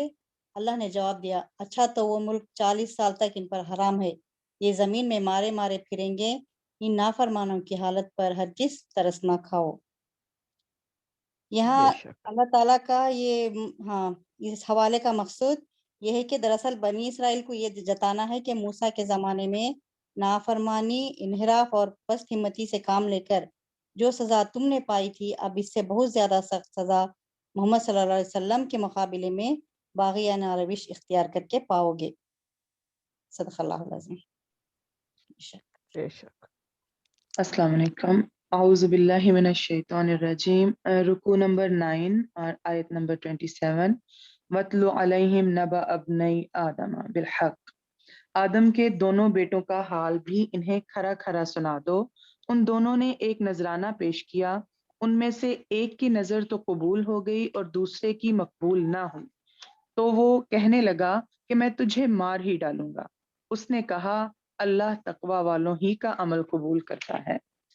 یہ آیت نمبر 27 میں اللہ تعالیٰ نے حابیل اور قابیل جو کہ حضرت آدم علیہ السلام کے بیٹے تھے ان کے واقعے کی طرف جو ہے اشارہ کیا ہے اور بتایا ہے کہ حضرت آدم علیہ السلام کے جو دونوں بیٹے تھے دونوں نے قربانی پیش کی تھی، لیکن قابیل کی قربانی جو ہے وہ تو قبول ہو گئی تھی لیکن حابیل کی قبول نہیں ہوئی تھی۔ یہ قربانی انہوں نے کی کیوں تھی اس کے بارے میں کوئی بھی صحیح روایت تو نہیں، لیکن یہ مشہور ہے کہ ابتدا میں حضرت حوا اور حضرت آدم علیہ السلام کے ملاپ سے ایک میں لڑکا اور لڑکی پیدا ہوتے، یعنی ٹوینز جیسے ہوتے ہیں، تو ایک ہی وقت میں لڑکا اور لڑکی پیدا ہوتے، پھر دوسرے حمل سے پھر لڑکا اور لڑکی ہوتی۔ ایک یہ سنو طاہرہ، یہ جی من گھڑت ہے، اس میں اچھا نہیں بتاؤ، جی ٹھیک ہے جی کسی بھی کتاب سے یہ ثابت نہیں ہے، اوکے تورات انجیل کہیں بھی۔ اوکے ٹھیک ہے۔ بس پھر اس میں یہی ہے کہ وہ جو قابیل ہے اس کو شاید کوئی حسد کی وجہ سے یا کسی وجہ سے اس کا دل صاف نہیں تھا، تو اللہ تعالیٰ نے اس کی قربانی کو قبول نہیں کیا۔ مطلب کہ ہماری قربانی اور ہمارا عمل جو ہے وہ قبولیت اس کی جو ہماری نیت پہ ہی ڈیپینڈ کرتی ہے، جیسی ہماری نیت ہوگی اسی طرح سے قبولیت کا درجہ ملے گا۔ نیکسٹ آیت ہے آیت نمبر 28 اور لَئِن بَسَطْتَ، گو تو میرے قتل کے لیے دست درازی کرے لیکن میں تیرے قتل کی طرف ہرگز اپنے ہاتھ نہ بڑھاؤں گا، میں تو اللہ پروردگار عالم سے خوف کھاتا ہوں۔ یعنی یہ اب دوسرا بھائی کہہ رہا ہے، یعنی حابیل جو ہے وہ کہہ رہا ہے آگے سے، انی اریدو آیت نمبر 29، انی اریدو ان تبوء، میں تو چاہتا ہوں کہ تو میرا گناہ اور اپنا گناہ اپنے سر پر رکھ لے اور دوزخیوں میں شامل ہو جا، ظالموں کا یہی بدلہ ہے۔ میرے گناہ کا مطلب اس میں یہ ہے کہ قتل کا وہ گناہ جو مجھے اس وقت ہوتا اگر میں تجھے قتل کرتا، جیسے کہ حدیث میں آتا ہے کہ قاتل اور مقتول دونوں جہنم میں جائیں گے۔ صحابہ کرام رضی اللہ تعالی عنہم نے پوچھا قاتل کا جہنم میں جانا تو سمجھ میں آتا ہے لیکن مقتول جہنم میں کیوں جائے گا؟ آپ صلی اللہ علیہ وآلہ وسلم نے فرمایا اس لیے کہ وہ بھی اپنے ساتھی کو قتل کرنے کا حریص تھا، یعنی اس کے دل میں بھی اس کو قتل کرنے کا جو ہے وہ خواہش آئی تھی۔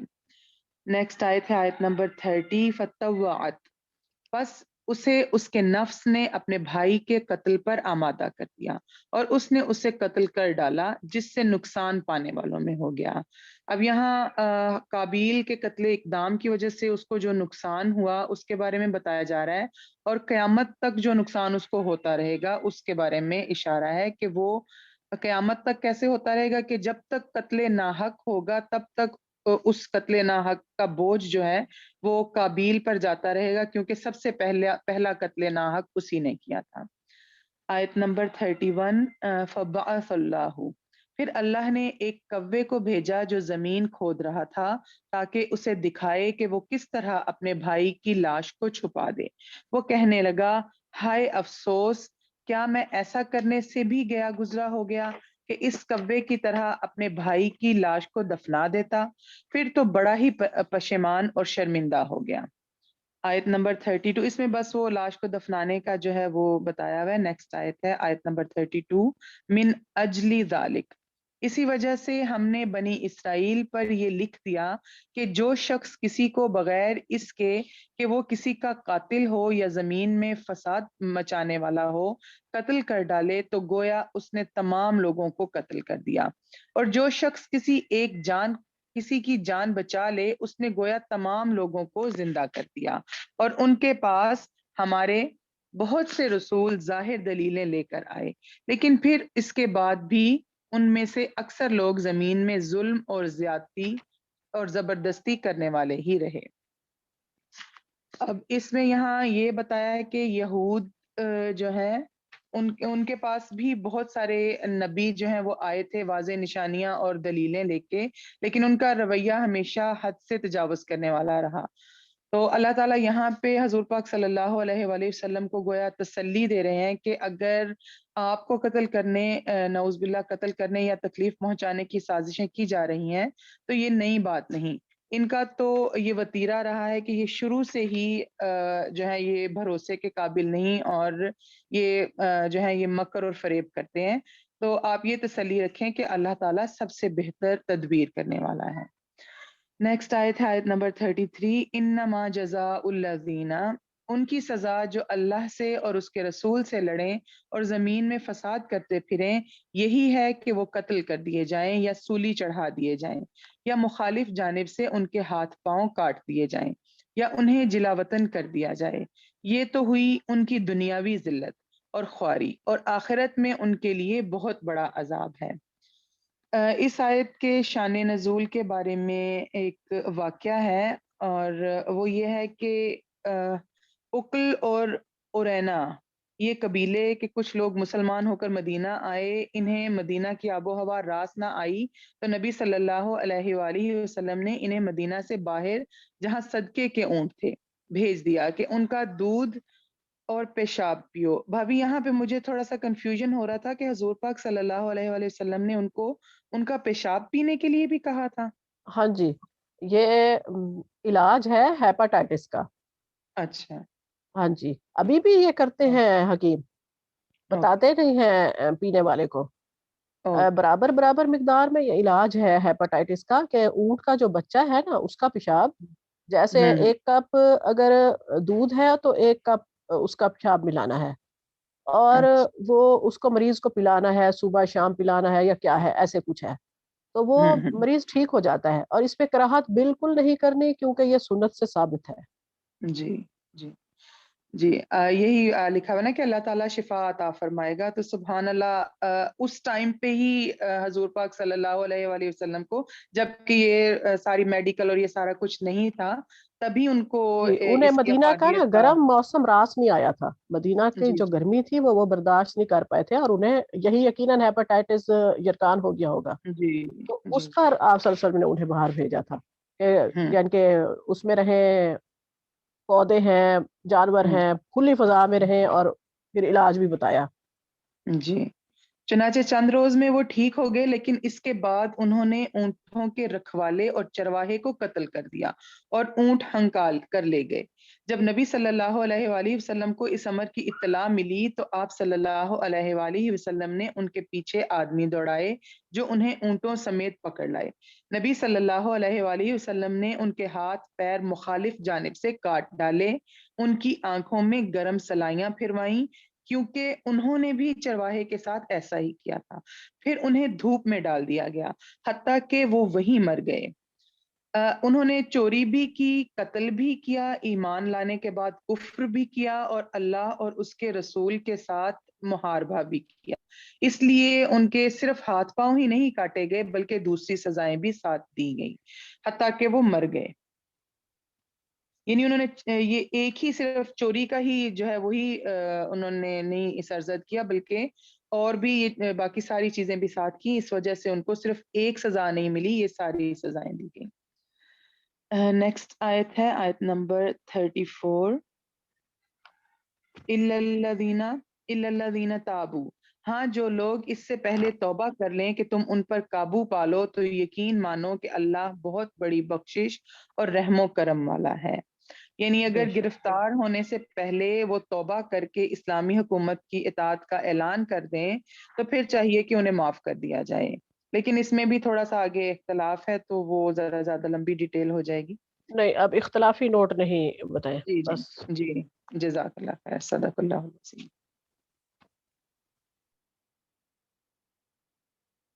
ہمارا جی، بسم اللہ الرحمن الرحیم، آیت نمبر 35۔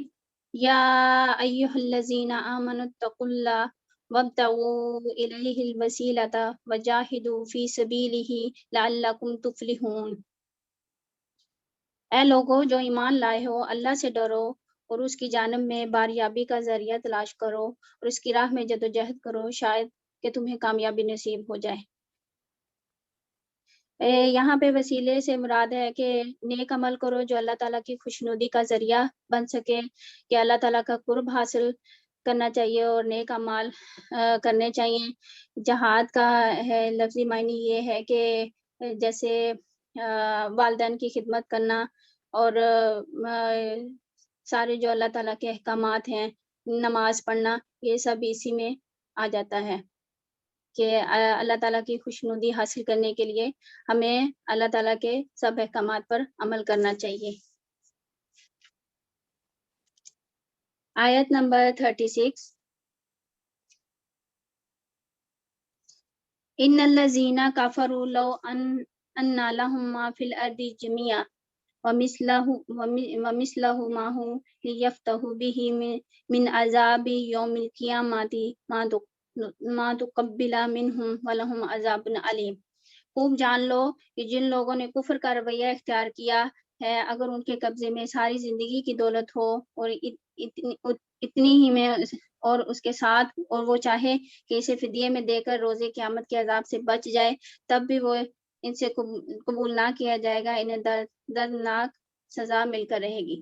اس میں یہ بتایا گیا ہے کہ اگر وہ زمین میں جتنی بھی سونا ہے، اگر اس سے ڈبل بھی وہ دے دیں فدیہ تو پھر بھی وہ اللہ تعالیٰ کے عذاب سے نہیں بچ سکتے۔ جہنمی چاہیں گے کہ وہ نکل سکیں آگ سے اور دعائیں بھی مانگیں کہ یا رب ہمیں یہاں سے نکال لے، تو اللہ تعالیٰ کا جو عذاب ہے وہ ان کو مل کے رہے گا، وہ دوزخ کی آگ سے نہیں بھاگ سکیں گے۔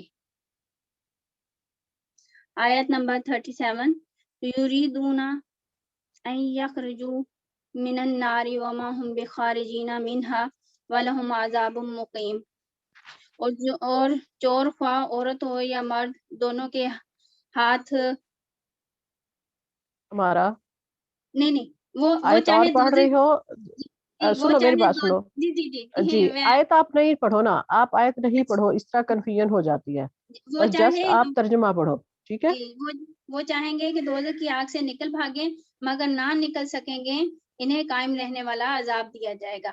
اس میں یہ جہنمیوں کے بارے میں بتایا گیا ہے کہ وہ چاہے جتنے بھی دعائیں مانگ لیں یا جو بھی کریں، ان کے لیے سخت دردناک عذاب ہے۔ آیت نمبر 38۔ اور چور خواہ عورت ہو یا مرد، دونوں کے ہاتھ کاٹ دو، یہ ان کی کمائی کا بدلہ ہے اور اللہ کی طرف سے عبرتناک سزا ہے۔ اللہ کی قدرت سب پر غالب ہے اور وہ دانا اور بینا ہے۔ اس میں یہ چوری کے بارے میں بتایا گیا ہے کہ دونوں ہاتھ نہیں بلکہ ایک ہاتھ، اور امت کا اس پر بھی اتفاق ہے کہ پہلی چوری یا سیدھا ہاتھ کاٹ دیا جائے، کہ حضور صلی اللہ علیہ وسلم نے اس میں بتایا ہے کہ چوری جو ہے نا، چوتھائی دینار یا اس سے زیادہ کا مال چوری کیا گیا ہو نا، تو پھر ہاتھ کاٹنے کا حکم ہے. اگر اس سے کم ہے تو پھر بعض روایت میں آیا ہے، مختلف روایت میں چوری کے مختلف سزائیں ہیں. یہ ہے کہ ہاتھ کاٹنے کا حکم دیا ہے، کہ جیسے پھر بہت سی چیزیں ایسی ہیں جن کی چوری میں ہاتھ کاٹنے کی سزا نہ دی جائے. مثلا نبی صلی اللہ علیہ وسلم کی ہدایت ہے کہ پھل و ترکاری کی چوری میں ہاتھ نہیں کاٹنے کا حکم ہے. پھر چیزوں کی چوری ہے، یا جانوروں کی، پرندوں کی، اس طرح کی میں ہاتھ کاٹنے کا نہیں ہے حکم. جب نبی صلی اللہ علیہ وسلم کے متعلق حدیث میں مذکور ہے کہ ایک چور کا ہاتھ جب آپ صلی اللہ علیہ وسلم کے حکم کے مطابق کاٹا جا چکا تو آپ صلی اللہ علیہ وسلم نے اسے اپنے پاس بلایا، اسے فرمایا کل استغفر اللہ واتوب الیہ، کہہ دو کہ میں خدا سے معافی چاہتا ہوں، اس سے توبہ کرتا ہوں. اس سے آپ کی تلقین کے مطابق یہ الفاظ کہے. پھر آپ صلی اللہ علیہ وسلم نے اس کے حق میں دعا فرمائی کہ اے خدایا اسے معاف فرما دے. آیت نمبر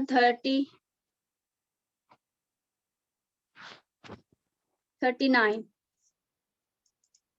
جو شخص اپنے گناہ کی توبہ کر لے اور اصلاح کر لے تو اللہ تعالیٰ رحمت کے ساتھ اس کی طرف لوٹتا ہے. یقیناً اللہ تعالیٰ معاف فرمانے والا اور مہربان ہے.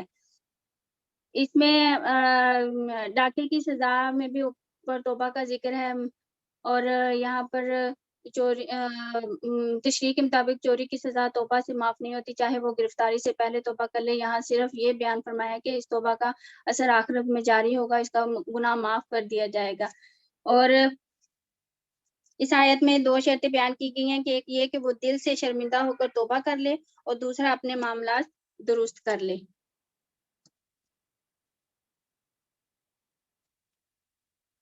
آیت نمبر 40. کیا تم جانتے نہیں ہو کہ اللہ زمین اور آسمان کی سلطنت کا مالک ہے، جسے چاہے سزا دے اور جسے چاہے معاف کر دے، وہ ہر چیز کا اختیار رکھتا ہے. اس میں اللہ تعالیٰ کی وحدانیت کے بارے میں بتایا گیا ہے کہ اللہ تعالیٰ آسمانوں کا بادشاہ ہے اور ساری سلطنت اس کی ہے، تو وہ جسے چاہتا ہے سزا دیتا ہے اور جسے چاہتا ہے معاف کر دیتا ہے.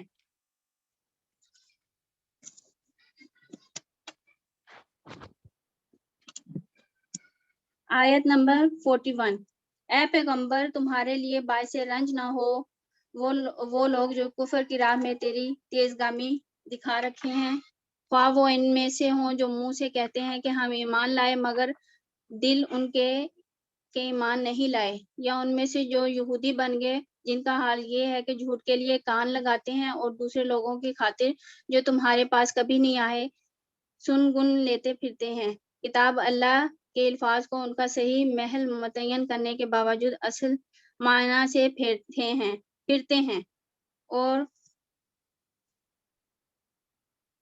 ان لوگوں سے کہتے ہیں کہ اگر تمہیں یہ حکم دیا جائے تو مانو، نہیں تو نہ مانو. جیسے اللہ ہی نے فتنے میں ڈالنے کا ارادہ کر لیا ہو، اس کو اللہ کی گرفت سے بچانے کے لیے تم کچھ نہیں کر سکتے. یہ وہ لوگ ہیں جن کے دلوں کو اللہ نے پاک کرنا چاہا، ان کے لیے دنیا میں رسوائی ہے اور آخرت میں سخت سزا ہے. یہ یہودیوں کے بارے میں ہے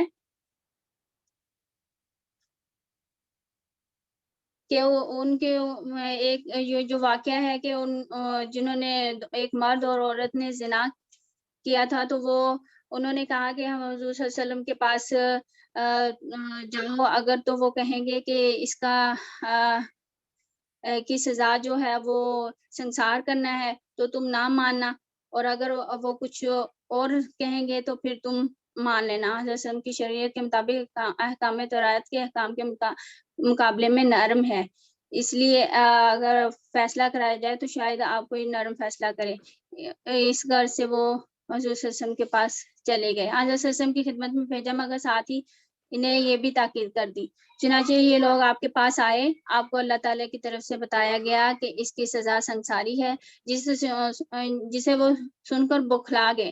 آپ نے انہی سے پوچھا کہ تورات میں پھر حضور صلی اللہ علیہ وسلم نے ان سے پوچھا کہ تورات میں کیا سزا ہے، تو انہوں نے چھپانا شروع کر دیا اور جھوٹ بولنا شروع کر دیا. مگر آخر میں جب آپ نے ان کو قسم دی اللہ تعالیٰ کی، تو پھر انہوں نے کیا آپ کی اس میں کتاب میں ہے کہ زنا کی سزا سنساری میں ہے، تو پھر انہوں نے کہا کہ ہم جو امیر لوگ ہیں تو ان کو سزا نہیں دیتے، جو غریب ہیں ان کو پھر اس طرح کے سنساری کی سزا میں ان کو دے دیتے ہیں، کوڑے مارتے ہیں وغیرہ کی سزا دیا کرتے تھے.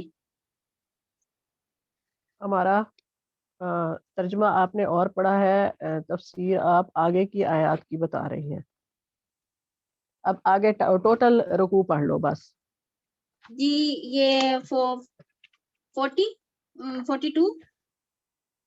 جی آپ نے 41 تک آیات پڑھی تھی. جی اب آگے آپ صرف ترجمہ پڑھ دو کیونکہ تفسیر آپ نے آلریڈی بتا دی ہے.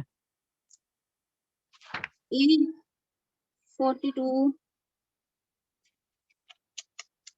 سماعون للکاذب، جی یہ جی جھوٹ سمجھ. سننے والے اور یہ حرام جھوٹ کا مال سننے کھانے والے اور حرام کے مال کھانے والے ہیں، لہذا اگر یہ تمہارے پاس مقدمات لے کر آئیں تو تمہیں اختیار دیا چاہتا ہے کہ چاہو ان کا فیصلہ کرو ورنہ انکار کر دو، تو یہ تمہارا کچھ بگاڑ نہیں سکتے، اور فیصلہ کرو پھر تم ٹھیک ٹھیک انصاف کے ساتھ کرو کہ اللہ تعالیٰ انصاف کرنے والوں کو پسند کرتا ہے. اور یہ تمہیں کیسے حکم بناتے ہیں کہ حکم بناتے ہیں. حاکم بناتے ہیں کہ جب ان کے پاس تورات موجود ہے جس میں اللہ کا حکم لکھا ہوا ہے، پھر اس پر سے منہ موڑ رہے ہیں. اصل بات یہ ہے کہ یہ لوگ ایمان ہی نہیں رکھتے. بے شک بے شک. اچھا میں نے اس کا ترجمہ کر دیا. پچھلے کی آیات کا یہ تھا کہ یہ رسول پاک صلی اللہ علیہ وسلم کے ساتھ پاس کوئی علم سیکھنے کی خاطر نہیں آتے تھے یہودی. یہ آپ کی محفل میں آتے تھے، صرف کان لگاتے تھے اور مسلمانوں کی باتیں سننے کی کوشش کرتے تھے تاکہ دشمنوں تک پہنچائے. اور یہ اگلی آیات تھی جس میں یہودی ایک عورت مرد نے زنا کیا تھا اور پھر اپنے فیصلے سے بچنے کے لیے وہ رسول پاک صلی اللہ علیہ وسلم کے پاس آئے. آپ صلی اللہ علیہ وسلم نے فرمایا کہ تورات میں اس کے بارے میں کیا حکم ہے، تو انہوں نے نہیں بتایا. پھر حضرت عبداللہ بن سلام جو یہودی عالم تھے، مسلمان ہو چکے تھے، انہوں نے کہا کہ تورات میں سنسار کرنا ہے، تو آپ صلی اللہ علیہ وسلم نے ان پہ وہی حد جاری کی تھی جو تورات میں تھی، اسی کو ہی برقرار رکھا تھا. اوکے آگے مبین. جی بسم اللہ الرحمن الرحیم. انا انزلنا التوراۃ فیہا ھدی ونور یحکم بها النبیون الذین اسلموا للذین ہادوا والربانیون والاحبار. ہم نے تورات نازل کی جس میں ہدایت اور روشنی تھی. سارے نبی جو مسلم تھے اسی کے مطابق ان یہودی بن جانے والوں کے معاملات کا فیصلہ کرتے تھے، اور اسی طرح ربانی اور احبار بھی اسی پر فیصلہ کا مدار رکھتے تھے، کیونکہ انہیں کتاب اللہ کی حفاظت کا ذمہ دار بنایا گیا تھا اور وہ اس پر گواہ تھے. مطلب اس میں یہ ایکسپلینیشن دی گئی ہے کہ انبیاء چاہے وہ حضرت موسیٰ علیہ السلام تھے، حضرت عیسیٰ تھے یا جو بھی تھے، وہ سب کے سب مسلم تھے، کوئی بھی یہودی یا عیسائی نہیں تھے. لیکن جو ان کی آگے بخلاف اس کے کہ یہودی اسلام سے ہٹ کر اور فرقہ بندی میں مبتلا ہو کر صرف یہودی بن کر رہ گئے تھے، اور اس کے علاوہ جو اس زمانے کے علماء تھے یا فقہا تھے وہ بھی سارے کے سارے مسلم تھے، کیونکہ وہ بھی کتاب اللہ کے حفاظت کے ذمہ دار تھے اور اسی کے مطابق وہ فیصلے کرتے تھے. نیکسٹ، پس اے گروہ یہود تم لوگوں سے نہ ڈرو بلکہ مجھ سے ڈرو اور میری آیات کو ذرا ذرا سے معاوضے لے کر بیچنا چھوڑ دو. جو لوگ اللہ کے نازل کردہ قانون کے مطابق فیصلہ نہ کریں وہی کافر ہیں. نیکسٹ آیت، تورات میں ہم نے یہودیوں پر لکھ دیا تھا کہ جان کے بدلے جان، آنکھ کے بدلے آنکھ، ناک کے بدلے ناک، کان کے بدلے کان، دانت کے بدلے دانت، اور تمام زخموں کے لیے برابر کا بدلہ. پھر جو قصاص کا صدقہ کر دے تو وہ اس کے لیے کفارہ ہے. اس کا یہ مطلب ہے یعنی جو شخص صدقہ کی نیت سے قصاص معاف کر دے، اس کے حق میں یہ نیکی اس کے بہت سے گناہوں کا کفارہ ہو جائے گی۔ اس کے معنی میں نبی صلی اللہ علیہ وآلہ وسلم کا ارشاد ہے کہ جس کے جسم میں کوئی زخم لگایا گیا اور اس نے معاف کر دیا تو جس درجہ کی یہ معافی ہوگی اسی کے بقدر اس کے گناہ معاف کر دیے جائیں گے۔ اور جو لوگ اللہ کے نازل کردہ قانون کے مطابق فیصلہ نہ کریں وہی ظالم ہیں۔ پھر ہم نے ان پیغمبروں کے بعد مریم کے بیٹے عیسیٰ کو بھیجا، توریت میں سے جو کچھ اس کے سامنے موجود تھا وہ اس کی تصدیق کرنے والا تھا، اور ہم نے اس کو انجیل عطا کی جس میں رہنمائی اور روشنی تھی، اور وہ بھی تورات میں سے جو کچھ اس وقت موجود تھا اس کی تصدیق کرنے والی تھی۔ اس میں پہلے حضرت عیسیٰ علیہ السلام کا بتایا گیا ہے کہ وہ جو بے شک ہم نے انہیں انجیل دے دی تھی، یا جو کچھ تعلیمات حضرت موسیٰ علیہ السلام نے دی تھی وہ انہی کو آگے لے کے چلے تھے، پہلے ان کی تصدیق کی پھر اسی کو آگے فردر جو ہے وہ انہوں نے کیا۔ اسی طرح جو انجیل آئی ہے بک، اس میں بھی جو تورات میں احکام دیے گئے تھے وہ ایز اٹ از آگے بھی وہی اسی انجیل میں بھی موجود تھے۔ یہ نہیں تھا کہ تورات کوئی اور بک تھی یا انجیل کوئی اور وہ بھی تورات میں سے جو کچھ اس وقت موجود تھا اس کی تصدیق کرنے والی تھی، اور خدا ترس لوگوں کے لیے سراسر ہدایت اور نصیحت تھی۔ یعنی مسیح علیہ السلام کوئی نیا مذہب لے کر نہیں آئے تھے، بلکہ وہی ایک دین جو تمام پچھلے انبیاء کا دین تھا، مسیح کا بھی دین تھا، اور اسی کی طرف وہ دعوت دیتے تھے۔ ہمارا حکم تھا کہ اہل انجیل اس قانون کے مطابق فیصلہ کریں جو اللہ نے اس میں نازل کیا ہے، اور جو لوگ اللہ کے نازل کردہ قانون کے مطابق فیصلہ نہ کریں وہی فاسق ہیں۔ اب اس میں ابھی ہم نے جو پیچھے سے پڑھا ہے اس میں 3 دفعہ ایک بات آ چکی ہے۔ یہ آیت وَمَن لَّمْ يَحْكُم بِمَا أَنزَلَ اللَّهُ فَأُولَٰئِكَ هُمُ الْكَافِرُونَ، ایک دفعہ آیا فَأُولَٰئِكَ هُمُ الْكَافِرُونَ، پھر نیکسٹ آیا فَأُولَٰئِكَ هُمُ الظَّالِمُونَ، پھر اینڈ میں آیا فَأُولَٰئِكَ هُمُ الْفَاسِقُونَ۔ یہاں اللہ تعالیٰ نے ان لوگوں کے حق میں جو خدا کے نازل کردہ قانون کے مطابق فیصلہ نہ کریں 3 حکم ثابت کیے ہیں۔ ایک یہ کہ وہ کافر ہیں، دوسرے یہ کہ وہ ظالم ہیں، اور تیسرے یہ کہ وہ فاسق ہیں۔ اس کا مطلب یہ ہے کہ جو انسان خدا کے حکم اور اس کے نازل کردہ قانون کو چھوڑ کر اپنے یا دوسرے انسانوں کے بنائے ہوئے قوانین پر فیصلہ کرتا ہے وہ دراصل 3 بڑے جرائم کا ارتکاب کرتا ہے۔ اولاً یہ کہ اس کا فعل حکم خداوندی کے انکار کا ہم مانی ہے اور یہ کفر ہے۔ دوسرا یہ کہ اس کا فعل عدل و انصاف کے خلاف ہے تو اس لیے یہ ظالم ہے۔ تیسرا یہ کہ بندہ ہونے کے باوجود جب اس نے اپنے مالک کے قانون سے منحرف ہو کر اپنا یا کسی دوسرے کا قانون نافذ کیا تو یہ فاسق ہے۔ نیکسٹ آیت وَأَنزَلْنَا إِلَيْكَ الْكِتَابَ بِالْحَقِّ مُصَدِّقًا لِمَا بَيْنَ يَدَيْهِ، اور پھر اے محمد صلی اللہ علیہ وآلہ وسلم ہم نے تمہاری طرف یہ کتاب بھیجی جو حق لے کر آئی، اور الکتاب میں سے جو کچھ اس کے آگے موجود ہے اس کی تصدیق کرنے والی اور اس کی محافظ و نگہبان ہے۔ اب اس کی الکتاب کی تھوڑی سی ایکسپلینیشن ہے کہ یہاں اس مضمون کو یوں بھی ادا کیا جا سکتا تھا کہ پچھلی کتابوں میں سے جو کچھ اپنی اصلی اور صحیح صورت میں باقی ہیں قرآن اس کی تصدیق کرتا ہے، لیکن اللہ تعالیٰ نے پچھلی کتابوں کی بجائے الکتاب کا لفظ استعمال فرمایا۔ اس سے یہ راز منکشف ہوتا ہے کہ قرآن اور تمام وہ کتابیں جو مختلف زمانوں اور مختلف زبانوں میں اللہ تعالیٰ کی طرف سے نازل ہوئیں سب کی سب فی الاصل ایک ہی کتاب ہے، ان کا ایک ہی مصنف ہے اور ان کا ایک ہی مدعا اور ایک مقصد ہے اور ایک ہی تعلیم ہے۔ نیکسٹ، لہٰذا تم خدا کے نازل کردہ قانون کے مطابق لوگوں کے معاملات کا فیصلہ کرو اور جو حق تمہارے پاس آیا ہے اس سے منہ موڑ کر ان کی خواہشات کی پیروی نہ کرو۔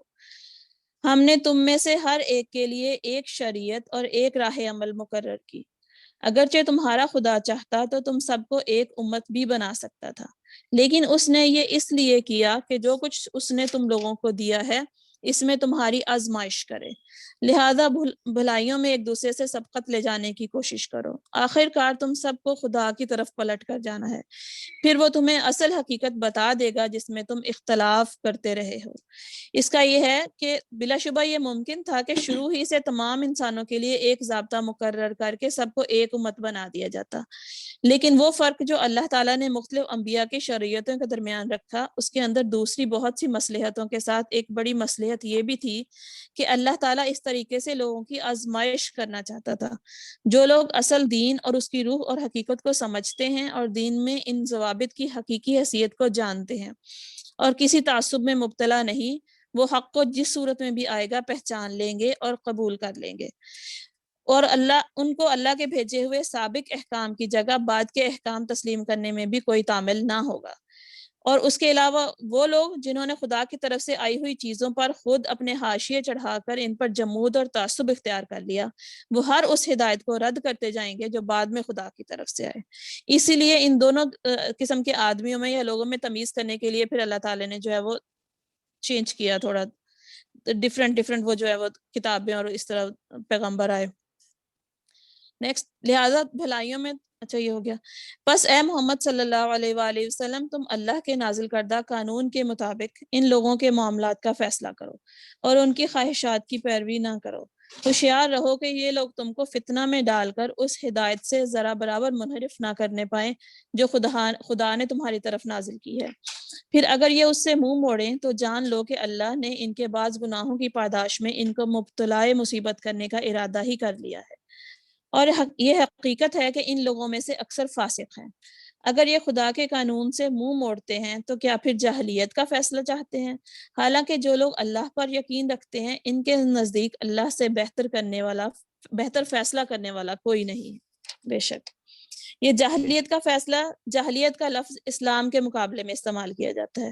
اسلام کا طریقہ سراسر علم ہے کیونکہ اس کی طرف خدا نے رہنمائی کی ہے جو تمام حقائق کا علم رکھتا ہے۔ اس کے برعکس ہر وہ طریقہ جو اسلام سے مختلف ہے وہ جاہلیت کا طریقہ ہے۔ صدق اللہ العظیم۔ جزاک اللہ خیر۔ یا ایھا الذین آمنو، اے لوگو جو ایمان لائے ہو، یہودی اور عیسائیوں کو اپنا رفیق نہ بناؤ، یہ آپس ہی میں ایک دوسرے کے رفیق ہیں، اور اگر تم میں سے کوئی ان کو اپنا رفیق بناتا ہے تو اس کا شمار بھی انہی میں ہوگا۔ یقیناً اللہ ظالموں کو اپنی رہنمائی سے محروم کر دیتا ہے۔ تم دیکھتے ہو جن کے دلوں میں نفاق کی بیماری ہے، وہ انہی میں دوڑ دھوپ کرتے پھرتے ہیں، کہتے ہیں ہمیں ڈر لگتا ہے کہیں ہم کسی مصیبت کے چکر میں نہ پھنس جائیں۔ یہاں پہ اس آیت کا میننگ مصیبت کے چکر میں نہ پھنس جائے اس طرف اشارہ کرتا ہے کہ یہ جیسے جو منافق تھے نا، وہ ان کے دونوں طرف روابط تھے، کہ کیونکہ جو یہود و نصارہ یہودی تھے اور عیسائی تھے وہ سارے بہت زیادہ امیر اور ان کی معاشی طور پہ بھی مضبوط تھے، اور وہ مسلمانوں کی طرف بھی تھے اور دونوں طرف تھے، اور ادھر آ کے وہ یعنی تھوڑے کنفیوز تھے کہ کہیں ایسا نہ ہو کہ جب کوئی حق کا فیصلہ ہو جائے، جب کوئی جنگ ہو جائے، آمنا سامنا ہو جائے، تو یہ یہودی ظاہر ہے ان کو اس بات کا تو پتا تھا کہ نصرت تو مسلمانوں کی ہونی ہے، فتح تو انہی کی ہونی ہے۔ وہ کہتے تھے کہ ہم اس مصیبت میں پھنس جائیں گے کہ ہم معاشی طور پہ ہم کمزور ہو جائیں گے، پھر ہمارا کیا بنے گا نا۔ اس طرح سے کافی زیادہ پریشانی تھی ان کو اندر سے کہ ہم جو دونوں طرف ہوئے ہوئے ہیں، کیونکہ وہ مسلمانوں کو طرف وہ ان کو تھوڑا غریب سمجھتے تھے، ان کے پاس پیسے کی کمی تھی، اس وجہ سے وہ یہودی دونوں طرف ان کا جھکاؤ تھا۔ اچھا، اب نیکسٹ آیت کا ترجمہ۔ مگر بعید نہیں کہ جب تمہیں فیصلہ کن فتح بخشے گا یا اپنی طرف سے کوئی اور بات ظاہر کرے گا۔ کوئی اور بات ظاہر کرنے سے مراد کہ کوئی نشانی ایسی ظاہر کر دے گا جس سے ان کو پتہ چل جائے گا کہ فتح مسلمانوں کی ہی ہونی ہے۔ آیت کا ترجمہ۔ تو یہ اپنے اس نفاق پر جسے دلوں میں چھپائے ہوئے ہیں نادم ہوں گے، اور اس وقت اہل ایمان کہیں گے کیا یہ وہی ہے جو اللہ کے نام سے کڑی کڑی قسمیں کھاتے تھے اور کہتے تھے کہ ہم تمہارے ساتھ ہیں، اور ان کے تمام اعمال ضائع ہو گئے اور آخر کار یہ ناکام اور نامراد ہو گئے۔ کون سے اعمال ان کے ضائع ہو گئے؟ جو کہ یہ منافق تھے، منافق نفاق کی حالت میں جو یہ نماز، روزے، زکوٰۃ، حج جو کچھ بھی کرتے رہے وہ ساری چیزیں ضائع ہو جائیں گی ان کی۔ آگے نیکسٹ آیت کا ترجمہ۔ اے لوگو جو ایمان لائے ہو، اگر تم میں سے کوئی اپنے دین سے پھرتا ہے تو پھر جائے۔ اللہ بہت سے ایسے لوگ پیدا کر دے گا جو اس کو محبوب ہوں گے اور جن کو وہ محبوب ہوگا، اور جو مومنوں پر نرم، کفار پر سخت ہوں گے، اور جو اللہ کی راہ میں جد و جہد کریں گے اور کسی محبت کرنے والے کی محبت سے نہ ڈریں گے۔ یہ تمام مومنوں کی صفات بیان کی گئی ہیں کہ یہ منافقوں کو سنایا جا رہا ہے کہ اگر تم ختم بھی ہو جاؤ، تم پھر بھی جاؤ اپنے دین سے، تو پھر بھی یعنی خدا کو اس پہ رتی برابر بھی کوئی فرق نہیں پڑتا، وہ ضرور ان کی جگہ ایسے بندوں کو دے گا جن کی یہ بھی صفات بیان کی گئی ہیں مومنین کی۔ اور یہ اللہ کا فضل ہے، جسے چاہتا ہے عطا کرتا ہے، اور اللہ وسیع ذرائع کا مالک اور سب کچھ جانتا ہے۔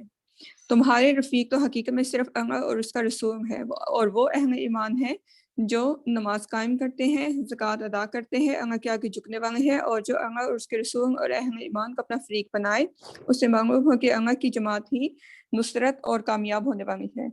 यानी ये शुरू में, पीछे इस रुकू के शुरू में मुनाफिकीन की जो उनके जो जहन में बातें थी वो बयान की गई, और फिर उसके बाद फिर ये कहा गया कि वाकई ही नुसरत तो मुसलमानों की होनी है, और फिर मुसलमानों को कहा गया कि आपको तुम्हारे दोस्त वही होंगे जो कि मुसलमान और मोमिन हैं, और कामयाबी भी इसी में है। सदक़ल्लाहु अज़ीम। बेशक। अच्छा, ये आयत है ना, ला यखाफूना लौमता लाइमा, यानी कि किसी मलामत करने वाले की मलामत से ना डरेंगे। जब रसूल पाक सल्लल्लाहु अलैहि वसल्लम बैत लेते थे तो उस पे ये बात भी शामिल होती थी मुसलमानों के सबात के लिए कि वो साबित कदम रहेंगे, किसी मलामत करने वाले की मलामत से नहीं डरेंगे। आगे नादिया मेरे ख्याल में। अस्सलाम वालेकुम। औज़ु बिल्लाहि मिनश शैतानिर रजीम। बिस्मिल्लाहिर रहमानिर रहीम। रुकू नंबर 13 है और आयत नंबर 57। या अय्युहल्लज़ीना आमनू, ए लोगो जो ईमान लाए हो, तुम्हारे पेश रो अहले किताब में से जिन लोगों ने तुम्हारे दीन को मजाक और तफरीक का सामान बना लिया है, उन्हें और दूसरे काफिरों को अपना दोस्त और रफीक ना बनाओ। अल्लाह से डरो अगर तुम मोमिन हो। जब तुम नमाज के लिए मुनादी करते हो तो वो उसका मजाक उड़ाते हैं और उससे खेलते हैं। यहाँ यानी जब अजान की आवाज़ सुनकर वो उसकी नकल उतारते हैं, इसके अल्फाज बदलते हैं। जब तुम नमाज के लिए इसकी वजह ये है कि वो अक्ल नहीं रखते, यानी ये हरकतें महज वो बेअक्ली का नतीजा, इनकी जो ये हरकतें हैं वो महज बेअक्ली का नतीजा है। अगर वो जहालत और नादानी में मुब्तला ना होते तो मुसलमानों से मजहबी इख्तलाफ रखने के बावजूद ऐसी गिरी हुई हरकतें कभी भी ना करते। अच्छा, आगे है, इसकी वजह इनसे कहो, ए अहले किताब, तुम जिस बात पर से हमसे बिगड़े हो वो इसके सिवा और क्या है कि हम अल्लाह पर और दीन की इस तालीम पर ईमान ले आए हैं जो हमारी तरफ नाजिल हुई है और हमसे पहले भी नाजिल हुई थी, और तुम में से अक्सर लोग फासिक हैं।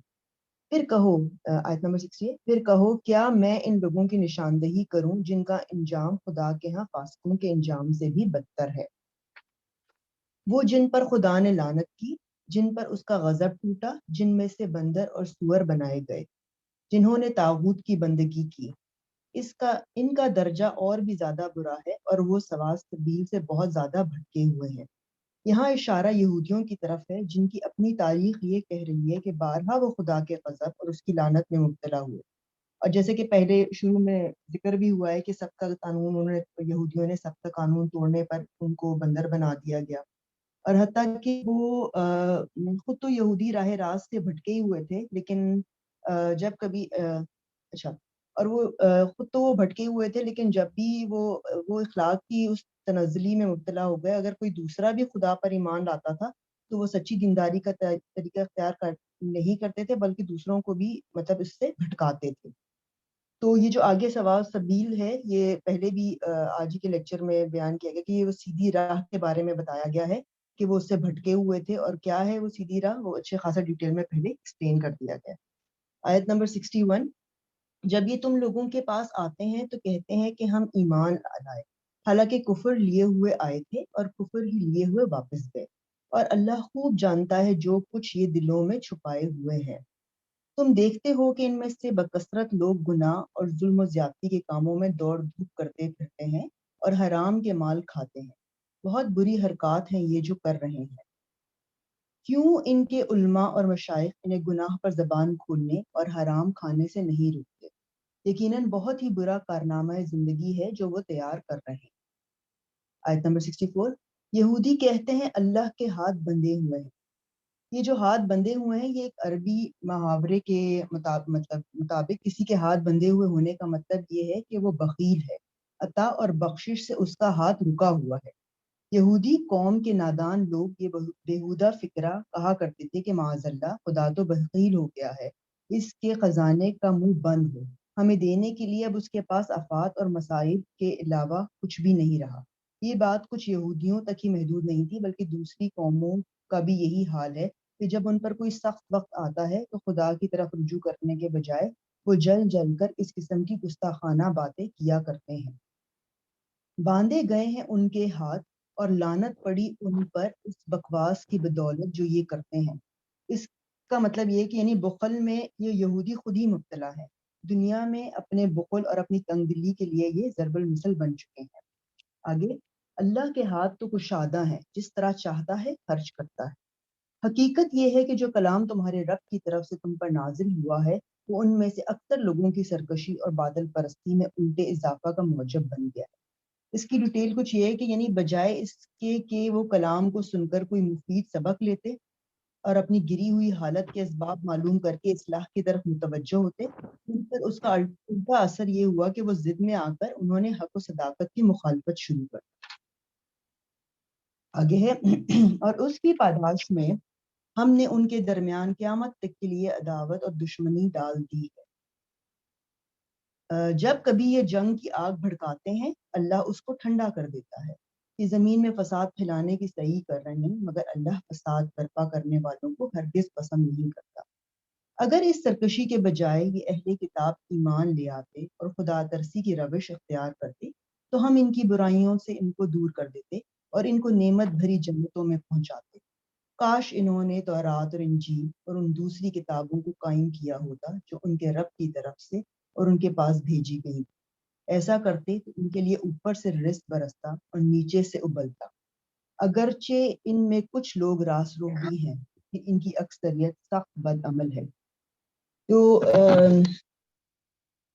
ٹیک ہوم میسج اس رکوع کا یہ ہے کہ ایسے لوگوں سے کبھی بھی دلی دوستی نہ کریں جو دین کا مذاق اڑاتے ہیں، مطلب جس طرح سے شروع میں بھابھی نے بھی بتایا، اور اذان کو خاموشی سے سننا چاہیے۔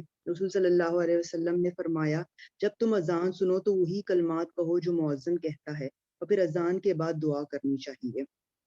عبداللہ بن عمر ابن العاص کہتے ہیں انہوں نے نبی صلی اللہ علیہ وسلم کو بیان کرتے ہوئے سنا، جب تم مؤذن کو سنو تو اسی طرح کہو جیسے وہ کہتا ہے، پھر مجھ پر درود پڑھو۔ تحقیق جس نے مجھ پر ایک بار درود پڑھا اللہ اس پر 10 رحمتیں نازل کرتا ہے۔ پھر میرے لیے اللہ سے وسیلہ طلب کرو۔ وآتی محمد، جس طرح سے اذان میں یہ آتے ہیں، مطلب جو اذان کے بعد کی دعا ہے اس میں آتا ہے وآتی محمد الوسیلۃ والفضیلۃ۔ بلا شبہ یہ وسیلت جنت میں ایک منزل کا نام ہے جو اللہ کے کسی بندے کو ملے گی، اور مجھے امید ہے کہ وہ میں ہی ہوں گا۔ تو جس نے میرے لیے اللہ سے وسیلہ طلب کیا اس کے لیے شفاعت حلال ہوگی۔ اور کہتے ہیں کہ اس وقت کی ہوئی دعا جو ہے اذان کے بعد کی، وہ دعا رد نہیں ہوتی ہے، تو اذان کے بعد دعا درود پڑھیں اور دعا مانگنی چاہیے۔ اچھا، اس کے بعد برائی سے منع نہ کرنے والے ویسا ہی ہوتا ہے جیسے برائی کرنے والے، سو جو برائی سے روکتا نہیں وہ بھی اس میں شامل ہو جاتا ہے۔ اور اللہ تعالیٰ سے بڑھ کر صبر کرنے والا کوئی نہیں۔ رسول صلی اللہ علیہ وسلم نے فرمایا تکلیف دہ بات سن کر اللہ سے زیادہ صبر کرنے والا کوئی نہیں۔ لوگ اس کا بیٹا ہونے کا دعویٰ کرتے ہیں اور اس کا ہمسر بنا دیتے ہیں، پھر بھی وہ انہیں عافیت دیتا ہے اور ان کی حفاظت کرتا ہے اور ان کو رزق دیتا ہے اور انہیں کئی نعمتیں عطا کرتا ہے۔ ہم نے کسی کو کچھ نہ بھی دیا ہو اور وہ ہمارے بارے میں کچھ برا کہے تو ہم صبر نہیں کر سکتے، اور اللہ سب کچھ دے رہا ہے پھر بھی اس پر باتیں بنا رہے ہیں اور پھر بھی دیے جا رہا ہے، یہ اسی کا حوصلہ ہے۔ سبحان اللہ۔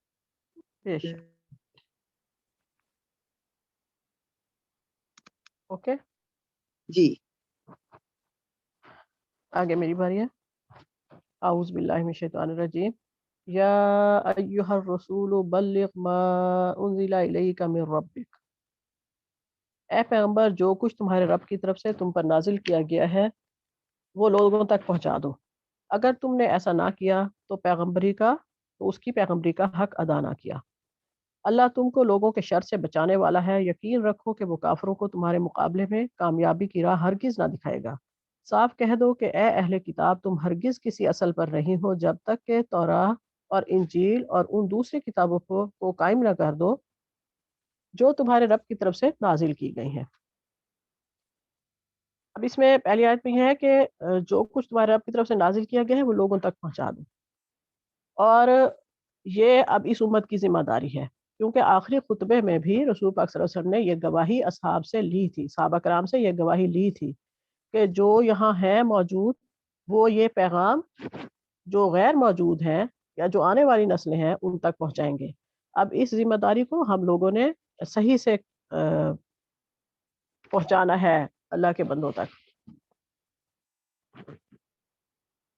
اگلی آیت ہے ضرور یہ ہے کہ یہ فرمان جو تم پر نازل کیا گیا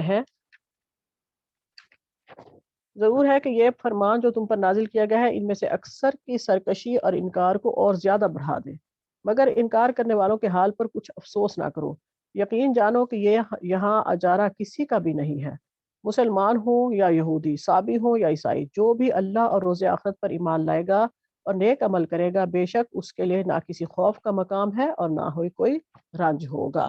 یہاں پھر وہی سرکشی بتائی جا رہی ہے یہودیوں کی اور منافقین کی. بہرحال وہ اگر انکار کریں گے تو اپنا ہی نقصان کریں گے. اس آیت میں کچھ ایسا نہیں ہے کہ میں اس کی کوئی ڈیٹیل کروں.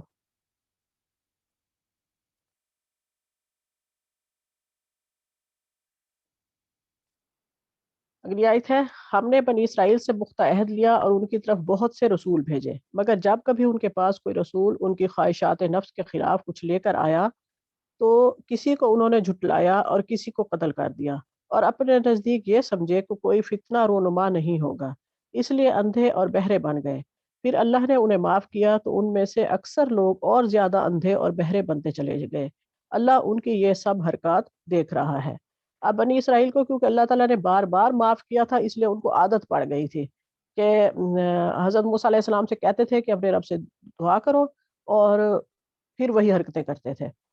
اور بہرحال ان کی خواہش نفس تھی، وہ انبیاء کو قتل کیا لیکن کسی رسول کو کبھی کچھ کہہ نہیں سکے.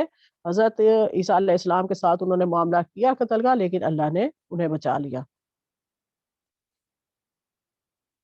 اگلی آیت ہے یقیناً کفر کیا ان لوگوں نے جنہوں نے کہا کہ اللہ مسیح ابن مریم ہی ہے، حالانکہ مسیح نے کہا تھا اے بنی اسرائیل اللہ کی بندگی کرو جو میرا رب بھی ہے اور تمہارا رب بھی.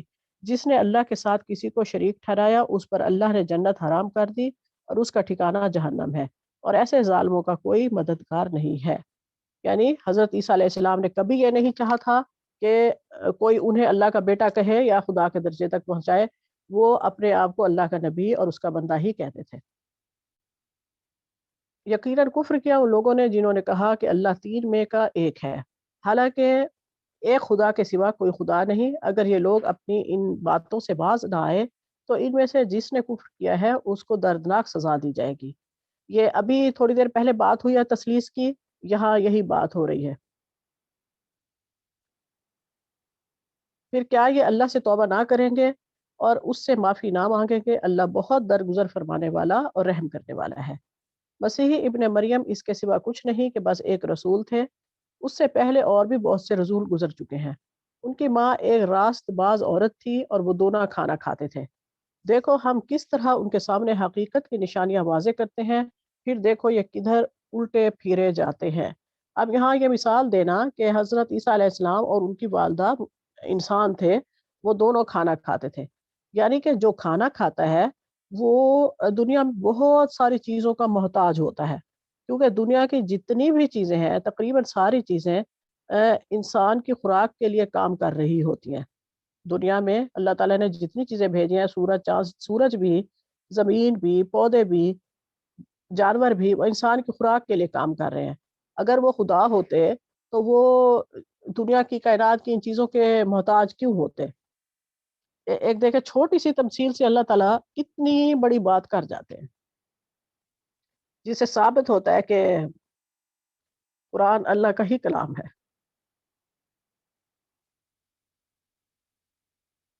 اگلی آیت ہے ان سے کہو کیا تم اللہ کو چھوڑ کر اس کی پرستش کرتے ہو جو نہ تمہارے لیے نقصان کا اختیار رکھتا ہے نہ نفع کا، حالانکہ سب کی سننے والا اور سب کچھ جاننے والا تو اللہ ہی ہے. کہو اے اہل کتاب اپنے دین میں ناحق غلو نہ کرو اور ان لوگوں کے تخیلات کی پیروی نہ کرو جو تم سے پہلے خود گمراہ ہوئے اور بہت سو کو گمراہ کیا اور سواء السبیل سے بھٹک گئے. یعنی کہ عیسائیوں نے غلو کیا تھا تو حضرت عیسیٰ علیہ السلام کو خدا کا بیٹا بنا دیا. اب اس پہ ہم نے اپنا محاسبہ کرنا ہے کہ ہم تو کسی چیز میں غلو نہیں کر رہے، کہیں ہم تو رسول پاک صلی اللہ علیہ وسلم کی شان میں غلو نہیں کر رہے. تو یہ ہر شخص اپنا محاسبہ خود سے کر سکتا ہے کہ